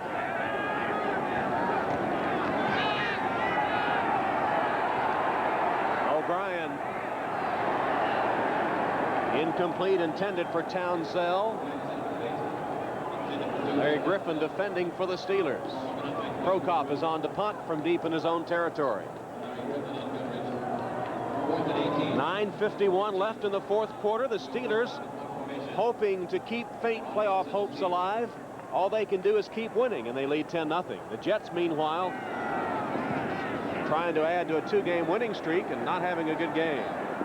Prokop's punt takes a good bounce. Woodson on the hop is finally corralled and driven out of bounds. Leander Knight made the hit on Woodson to get him out. And the Steelers, protecting a 10-0 lead, will take over when we return to the Meadowlands. No yards on the return.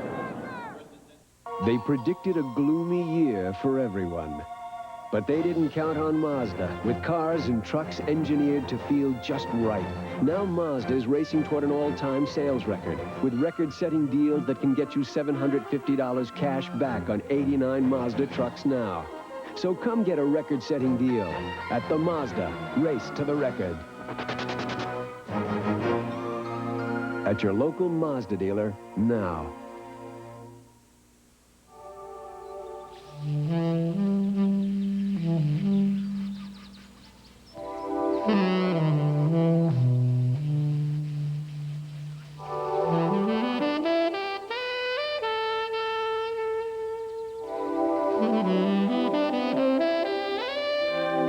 Life's full of simple pleasures, like the comfort of Levi's jeans.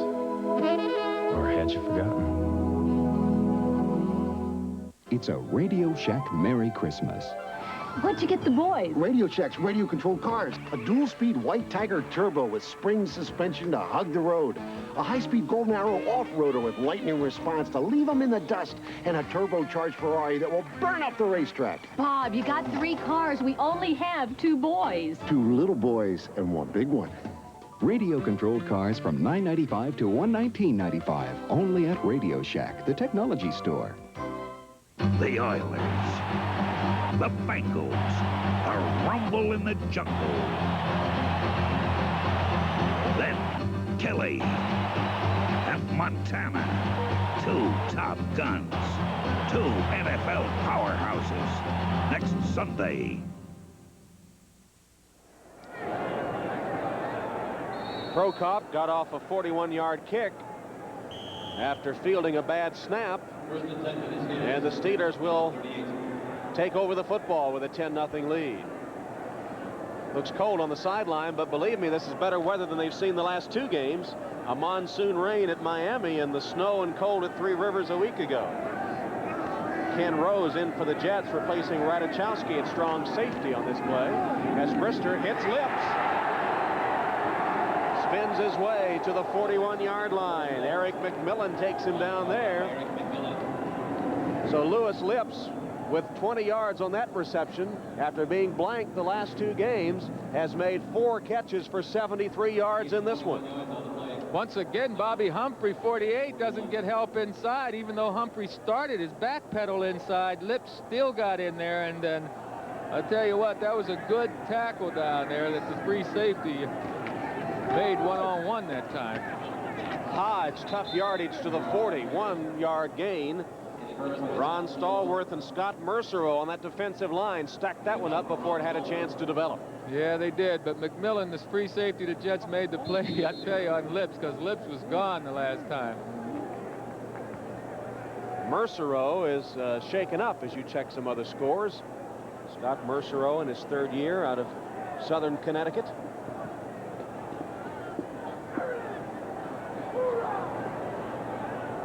In that Washington game, Lohmiller has kicked 3 field goals.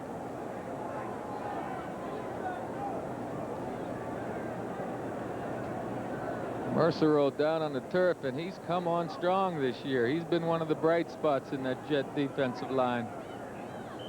Mercereau is an avid weightlifter, was second to Tim Cofield in the NFL Strongest Man competition. He's down, and we'll take a break. They predicted a gloomy year for everyone. But they didn't count on Mazda, with cars and trucks engineered to feel just right. Now Mazda is racing toward an all-time sales record, with record-setting deals that can save you up to $1,000 now. So come get a record-setting deal at the Mazda Race to the Record. At your local Mazda dealer now. It began as a game. It turned into a battle. And now, it's out of control.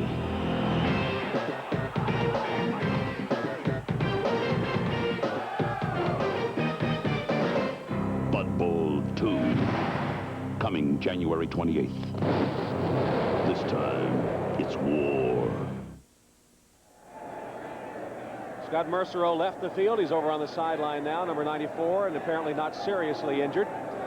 Well, right now, the Jets trailing 10-0 in the 4th quarter. And, Joe, as a former Jet player, you have to be somewhat interested in this team. It appears to be a franchise sort of in disarray right now. What's the future for this New York Jet organization? Well, the Jets have brought that on themselves now. Steve Gutman, the president who's operating the Jets, is a brilliant man, financial man, and those kind of matters, but he's not a football operator. He'd be the first to tell you that. The Jets are going to try and get a general manager. That's the man they need to get in there now. Walton and the Jets have been doing things by committee, and once again, I don't think Walton has done a bad job. When you consider all the things that a head coach has to put up with, not just as players on the field, but the things away from the field, he's done a good job. These Jet players haven't played worth a darn this season. I mean, they can point the finger all they want at the head coach, but it's the guys on the field that need to get the job done, and Walton's offensive and defensive schemes are good. 2nd and 8 for the Pittsburgh Steelers, also a rebuilding team, and Brister's going to go for 6. No good. Off the hand of Derek Hill, who drew double coverage. Hasty and Booty with him stride for stride. Boy, Derek Hill showed some speed that time. I tell you, he stretched out for that ball. It appeared to be perfectly thrown by Bubby Brister.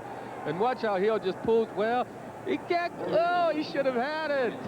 Boy, I don't know whether we're throwing more passes here in professional football these days or not. Surely we are. But we are definitely seeing many more balls dropped than we've ever seen in the past, both by the offense and the defense. There's Derek Hill, the rookie from Arizona, who is the 4th leading receiver in his rookie year for the Steelers. 3rd and 8 now. Brister in the shotgun. Sandstone in motion. Pass is complete to Stock. Mark Stock twists his way for a first down inside the 25-yard line, and Brister was decked, lying flat on his back at the 45-yard line.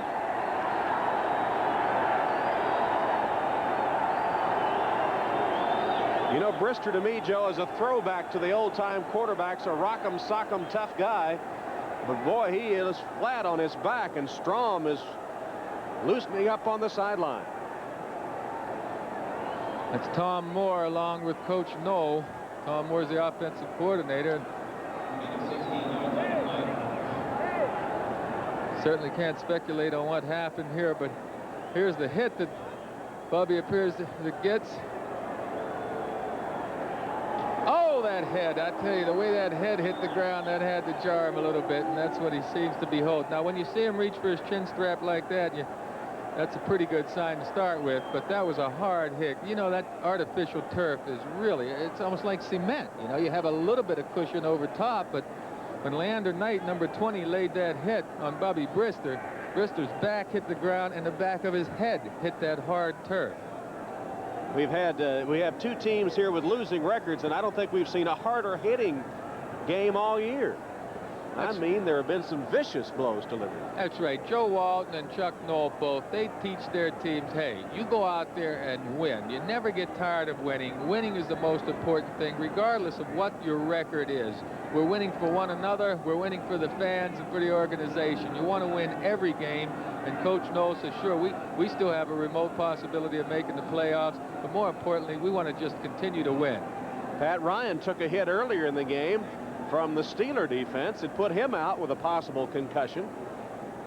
Open season on quarterbacks at the Meadowlands today. Rick Strom, in his first year out of Georgia Tech, has played only one NFL play. He got in the last play of the first half against the Oilers last week. Chuck Knoll was joking with us yesterday. He said, well, we can't redshirt him now. He did get that one play last week. But Knoll may have to send his backup onto the field. Ron Blackledge there next to Knoll is the father of Todd Blackledge, who is inactive today. So the Steelers are down to their final quarterback, Rick Strom, who was just activated from the developmental squad on October 14th when Brister was injured. Brister still, he's conscious, but still is flat on his back. Well, you watch his head hit that ground this time. That's why they're checking his neck area and his head area. Watch his head hit the back of his head now. Boom! I mean, you know, that's a hard lick. God darn, that's hard. And they're going to be very, very careful, certainly. Bubby's sitting up now out in the field, Tom, so it appears he's going to be okay. And that's good news. Brister sitting up. Well, next week, some bonus football for you Saturday and Sunday here on NBC. It starts Saturday afternoon, 3:30 with NFL Live. Then the Broncos, already the champs in the AFC West, take on the Phoenix Cardinals. Then a full slate on Sunday, doubleheader Sunday here on NBC. Houston at Cincinnati. Many of you will see that game in the AFC Central. New England at Pittsburgh, Miami at Indianapolis. In the doubleheader games, most of you will see Buffalo at San Francisco. Some will see these Jets take on the LA Rams. That's coming next week, and the NFL Live gang will be on there. A grim-looking foursome, if I might say so. I don't know if Costas is listening or not, but not many smiles. Working conditions must be awfully bad over there in the studio. Well, Pat Ryan had a similar experience to Brister's earlier. Here's the hit that put him out of the game. Oh, Greg Lloyd, number 95, gets a good step or two in there and just gets a square shot on Pat Ryan. And the lights are out, buddy. The party's over for this afternoon. So Ryan is out of the game. Ken O'Brien replaced him, and Rick Strom now getting his second NFL play right here. Strom is a Pittsburgh native. In fact, he was in the punt, pass, and kick competition as a 9-year-old at Three Rivers Stadium. Does the safe thing. He hands off to Merrill Hodge, Troy Benson, and Kyle Clifton on the tackle. Well, you see, right now, the Jets ought to be bringing everybody. They have a new quarterback in the game. Pittsburgh does. They know that he's going to be careful. Once they get the handle on the ball, the snaps, he's going to hand off a couple of plays. The Jets ought to be just busting that line of scrimmage now, bringing everyone up there. Bubby Brister on the sideline. Meanwhile, the clock ticking away, and the Steelers up 10-0. Here's a draw play to Stone. Dwight Stone, the speedster, squirts ahead to the 12-yard line. Kyle Clifton with another tackle for the Jets.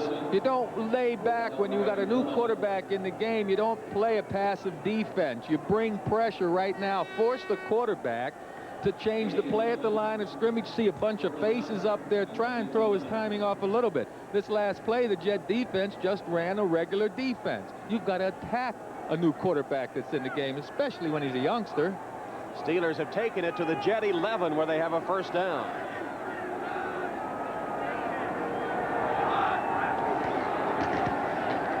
Hodge to the 10, only a yard. You see, right now, Tom, I don't think Pittsburgh should risk putting the ball in the air. With the 10-0 lead, Gary Anderson is your kicker. I mean, you run as much time off the clock as you can right now. If the Jets get the ball and come back and score, the Steelers still have time to go down and score again. I wouldn't dare risk throwing a pass here if I were the Steelers. Rodney Carter in the backfield with Hodge on this play, 2nd and 9. There's the clock approaching the 6-minute mark.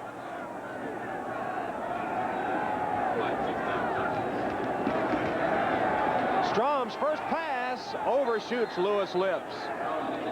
That's ridiculous. I don't believe that call. I mean, why not keep running the clock down? You shut the Jets out so far. Your defense, the Steeler defense, has been sensational. Why stop the clock here with an incomplete pass when the time is the factor now? You want that clock to keep running. Meantime, Pittsburgh goes to the pass. Well, that man right there, Chuck Noll's been around a long time. He doesn't call all the plays, certainly, but he's seen every phase of the game, and I'm surprised, really, that they're putting the ball in the air in this situation. Well, Noll is known for his conservatism, too, and at that time they put it up. Strom mishandles the shotgun snap. The ball's still loose.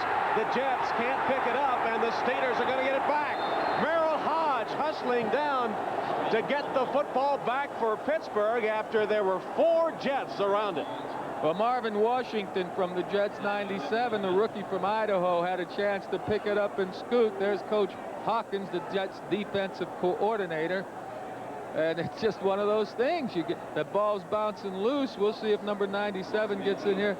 Here he gets up off the ground. Now watch, he'll try and pick the ball up, and he won't be able. Look at that, just bounces through his hands. Now he's gone for a touchdown if he can handle it. Marvin Washington. So Anderson is on to try a field goal about 45 yards. And the kick is good. Gary Anderson, a 45-yard field goal, his 2nd field goal of the day. And the Pittsburgh Steelers increase their lead. 5:05 left in the game. And now Pittsburgh 13 and the New York Jets nothing. Yeah, they increased their lead, but they could have done that and been inside of 3 minutes now, Tom, rather than 5 minutes and 5 seconds left in the game. Well, the New York Jets were last shut out in 1987 at Indianapolis, 6-0. That was a replacement game during the strike. The last non-replacement shutout in 1985, 31-0 at the Raiders. That was 76 games ago. The last time they were shut out at home, the Jets were 17-0 blanked by Seattle back in 1977. That's 208 games or 94 home games ago. Right now, 13-0 Pittsburgh. And you can bet those Steelers are talking about the Jets and getting a shutout right now. Defenses in the NFL rarely get an opportunity to shut another team out. We don't see many of them, and they're very special to these defensive players. Gary Anderson will kick.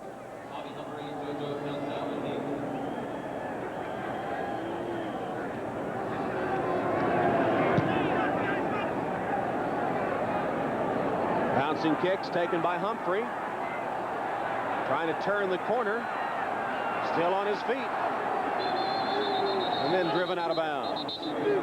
David Johnson downfield to make the tackle for Pittsburgh after a 20-yard return. Hope you'll stay with us for great entertainment here tonight on NBC. A special presentation of the fact-based drama about the life of NBA star Isaiah Thomas. That'll be A Mother's Courage, the Mary Thomas story. Then the new NBC comedy Ann Jillian, followed by Sister Kate. And don't miss NBC's Sunday Night at the Movies. George Peppard stars in the world premiere of Man Against the Mob, The Chinatown Murders. That's tonight only on NBC. Bubby Brister has a concussion. He won't return today, but his team Leading 13-0, they probably won't need him. O'Brien hits Epps, and Epps is to the 30-yard line short of the first down. Rod Woodson stopping Epps. Woodson told us that cornerback is the hardest position in football to play, and he's still learning it in his third year out of Purdue. And even though he's had a lot of success as a returner, takes more pride in that play at the corner. Gerald Williams jumping offside. And if he was not drawn off, it'll give the Jets a first down. Gerald loves it right now. Encroachment, 98 defense. First down. Yeah, Gerald loves it right now. All these Steelers do. They know the Jets have to pass, so they're just pinning their ears back and coming hard, trying to rush the passer. There you see 98 Williams jump offside. Flag down. Ken O'Brien hits his man across the middle, Greg Werner. No gain on the play. Brian Hinkle covering Werner and stopping him. There is a penalty marker, offside again against the Steelers.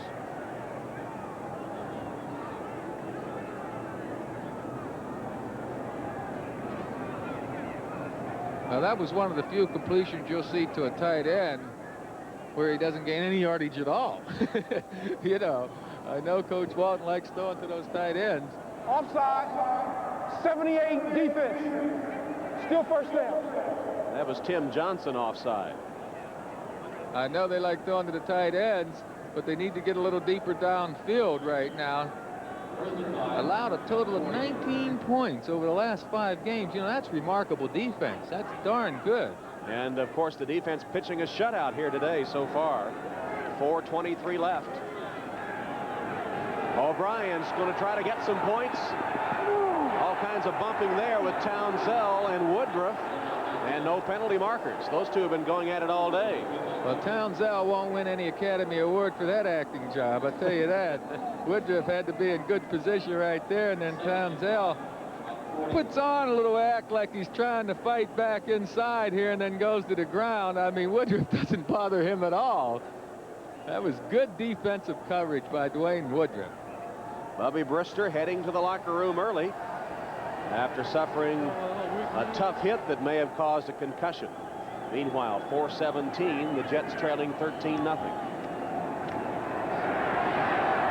O'Brien running for his life. Too high for Newbert.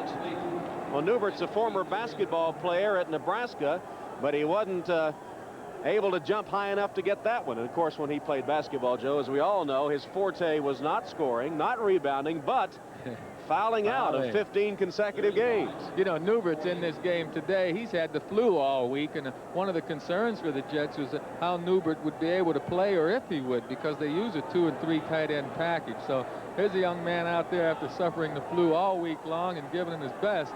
Just couldn't quite come down with that last catch. 3rd and 5. Townsell goes to his knees to make the catch, and it'll be a first down, 9-yard gain.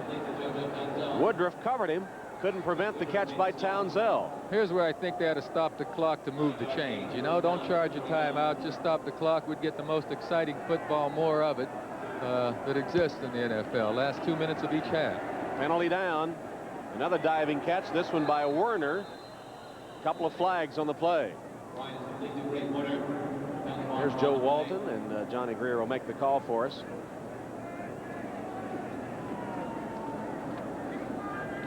Against Walton's Jets.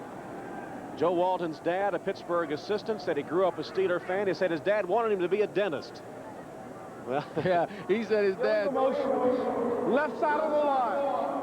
Still first down. Joe said his father's up there looking down, just laughing now because Joe's in this situation as a head coach, and his daddy always told him, don't mess with coaching, Joe. I said, well, you got it, Joe. The penalty makes it 1st and 15 for New York. The ball at the Jet 44. Catch made by Newbert. Wrestled backwards by Brian Hinkle. Clock continues to roll. 3.5 left.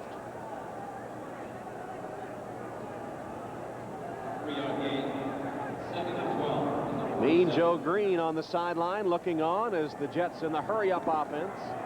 Plenty of time for O'Brien there. Newbert again on the reception. Carnell Lake was giving him a little cushion. He caught the ball short of the first down. Well, that's it, Tom. You hit it right on their head. These defensive backs for the Steelers are giving a cushion right now for the receivers, forcing them to catch anything they catch underneath in the short variety. Inside 3 minutes. O'Brien to Epps, and Epps has a first down at the 37 of the Steelers. Rod Woodson tackles him immediately. 13-0 the count. Pittsburgh in front. New York moving, but only 2:42 left. Bad snap. O'Brien manages to pick it up. Steps up and flips it complete. Newbert able to handle it. And it's to the 33-yard line. Osofsky, the rookie linebacker, with Brian Hinkle tackling Newbert. And at the 2:20 mark, O'Brien spends a timeout. So we've got a timeout. Maybe Bob Costas can tell us why nobody smiles on that NFL Live graphic. I'll tell you something, Sam Weiss wasn't smiling when fans started throwing things on the field at Riverfront. He headed for the microphone to restore law and order. Listen to this, Tom. Will the next person that sees anybody throw anything onto this field, point them out, or get them out of here. You don't live in Cleveland. You live in Cincinnati. So there, moments later, Eric Thomas intercepts David Craig, returns at 18 yards for the tying touchdown. They're even at 17. Tom? Wow, that was some motivational speech. And taking over the microphone, Bobby Knight has nothing on Sam Weiss. That was some statement. I bet Sam's mail's going to be hot this week from letters from folks back in Cleveland area. Oh, boy. Well, 2:20 left in this half. The Jets are trying to get on the scoreboard if they can with the touchdown here. Certainly they're trying onside kick, so they do have a chance of only being 13 points behind.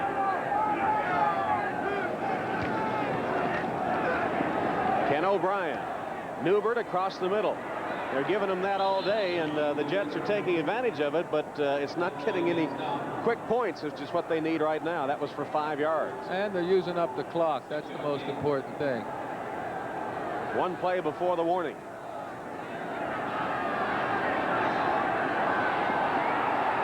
O'Brien goes back the other way, and Epps can't get there. O'Brien rolled right through left, incomplete, and we'll have the 2-minute warning. 2 minutes, actually 1:53 left in the game. AT&T, the right choice. In 1988, Gary Anderson set a Chargers team record when he rushed for 217 yards in one game. But who holds the record for most 200-yard games in a career? Gale Sayers of the Bears? Walter Payton of the Bears? Or O.J. Simpson of the Bills? Which would you choose? Did you know that now almost any size business can save with AT&T? If your business is spending as little as $50 a month in long distance, you can save 10 to 28% or more with the new AT&T Pro Watts. It works over your regular telephone lines, and you automatically get bigger and bigger discounts. The more you spend, the bigger the discounts. Whether you're spending $50 a month up to $5,000 a month, we have the one plan for you. Call us. We'll even waive the sign-up fee. Pro Watts, another AT&T advantage.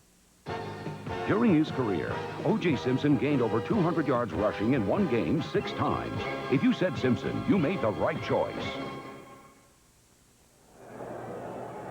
Time now for the Most Valuable Player Award, sponsored by Budweiser. And our MVP today will be the Pittsburgh defensive unit, right now pitching a shutout and bidding to blank the Jets at home for the first time since 1977. Budweiser will make a contribution to the United Way on behalf of all the MVPs selected in today's games. The Pittsburgh defense, our Budweiser MVP, Greg Lloyd, if you had to single out one man, has made some big plays for that Steeler defensive unit this afternoon. Boy, that's right. And Carnell Lake, the strong safety's been all over the field, too. But when you have a shutout working, it's not just one or two guys that's doing the job. It's that entire defense. And that's why we've chosen the whole team defensively as the MVPs, most valuable players. Well, it's been a hard-hitting Pittsburgh defense today, too. Knocked 2 players out in the first quarter. Ryan and Toon. And Ken O'Brien, in a relief pitcher role today, has hit 26 of 37 passes, 226 yards. 4th and 1 for the Jets here. And they'll run it it to Hector. He's got the first down and more to the 20-yard line. Keith Willis on the tackle for the Steelers, and the Jets right up to the line ready to go. Steeler defense trying to preserve the shutout. O'Brien intercepted. Dwayne Woodruff with the interception. That is his 3rd of the season and the 33rd of his career. Dwayne Woodruff in his 10th year out of Louisville picks off the pass, and it looks like the shutout will go in the books. I guess so. Coach Walton certainly disappointed, but on the other side of the field, these Steelers are certainly fired up. It doesn't appear that the receiver looks for the ball here early enough. It's a little behind him, and Woodruff's in excellent position to make the play. Boy, we don't see many shutouts. Fine defensive effort today. And again, the first home shutout against the Jets since 1977, 208 games ago. Dwight Stone as the Steelers will try to kill the clock, and the Jets in that notion with a timeout and 1:27 remaining. The Jets' 2-game winning streak about to come to a halt. Because of its unique point design, the Black & Decker Bullet Drill Bit drills holes up to 4 times faster than an ordinary drill bit. Nothing's faster than a bullet drill bit. Maybe you can't avoid winter, but you can sail right through it in the Caribbean, Florida, or Hawaii. Let American Airlines take you where. There's something special in the air. Woodruff with the interception. You're looking at a Pittsburgh team still alive possibly for the playoffs, and the Jets, they just want to get those last 2 games over with. 1:27 left. The Jets have 1 timeout remaining. This is a 2nd down play for Pittsburgh. Stone again on the handoff from Strom. Gets to the outside. He doesn't want to go out of bounds, and he flips and stays in bounds to keep the clock rolling. Kyle Clifton upended him.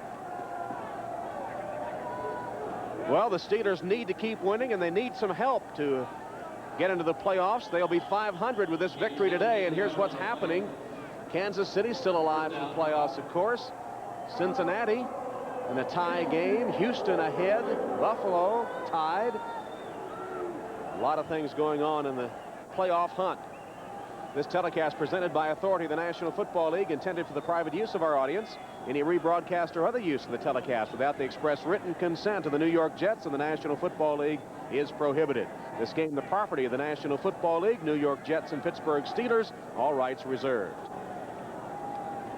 Thanks to Tommy Roy and J.D. Hansen, Ed Fibashoff in the truck. And up here in the booth, Mike Albert, Frank Sirkowski, Rom Zitkowski, Jim McLaughlin, Chuck Cassidy, and Brian Shepard for their help in today's telecast. Well, the Jets had won 2 in a row, 3 of their last 5. They'll go on the road to face the hot Rams next week, while the Steelers will be at home against New England, hoping to win their last 2 games and have a chance for the playoffs.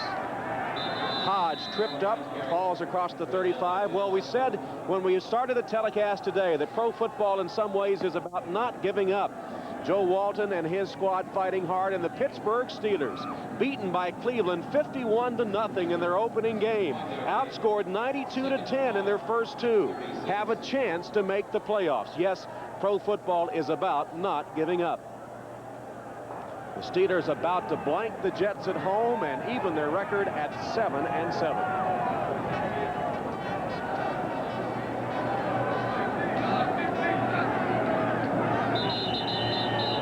Rick Strom replacing Bubby Brister, downs it, and that'll be the final play of the game. Well, Joe, what do you think about this Steeler football team? Well, they lost that heartbreaker last week. I like their enthusiasm, the way they're coming on. They have the nucleus, certainly for a playoff contender this year and next year. So I think folks have to be darn happy with the way Chuck Noll has brought these guys back. Well, Chuck Noll and his Steelers have shut out the New York Jets,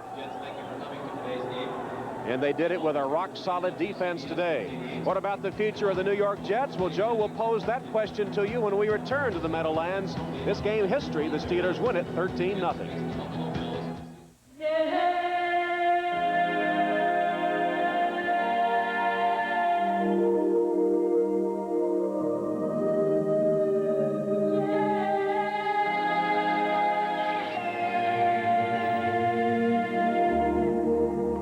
Life's full of simple pleasures, like the comfort of Levi's jeans, or had you forgotten?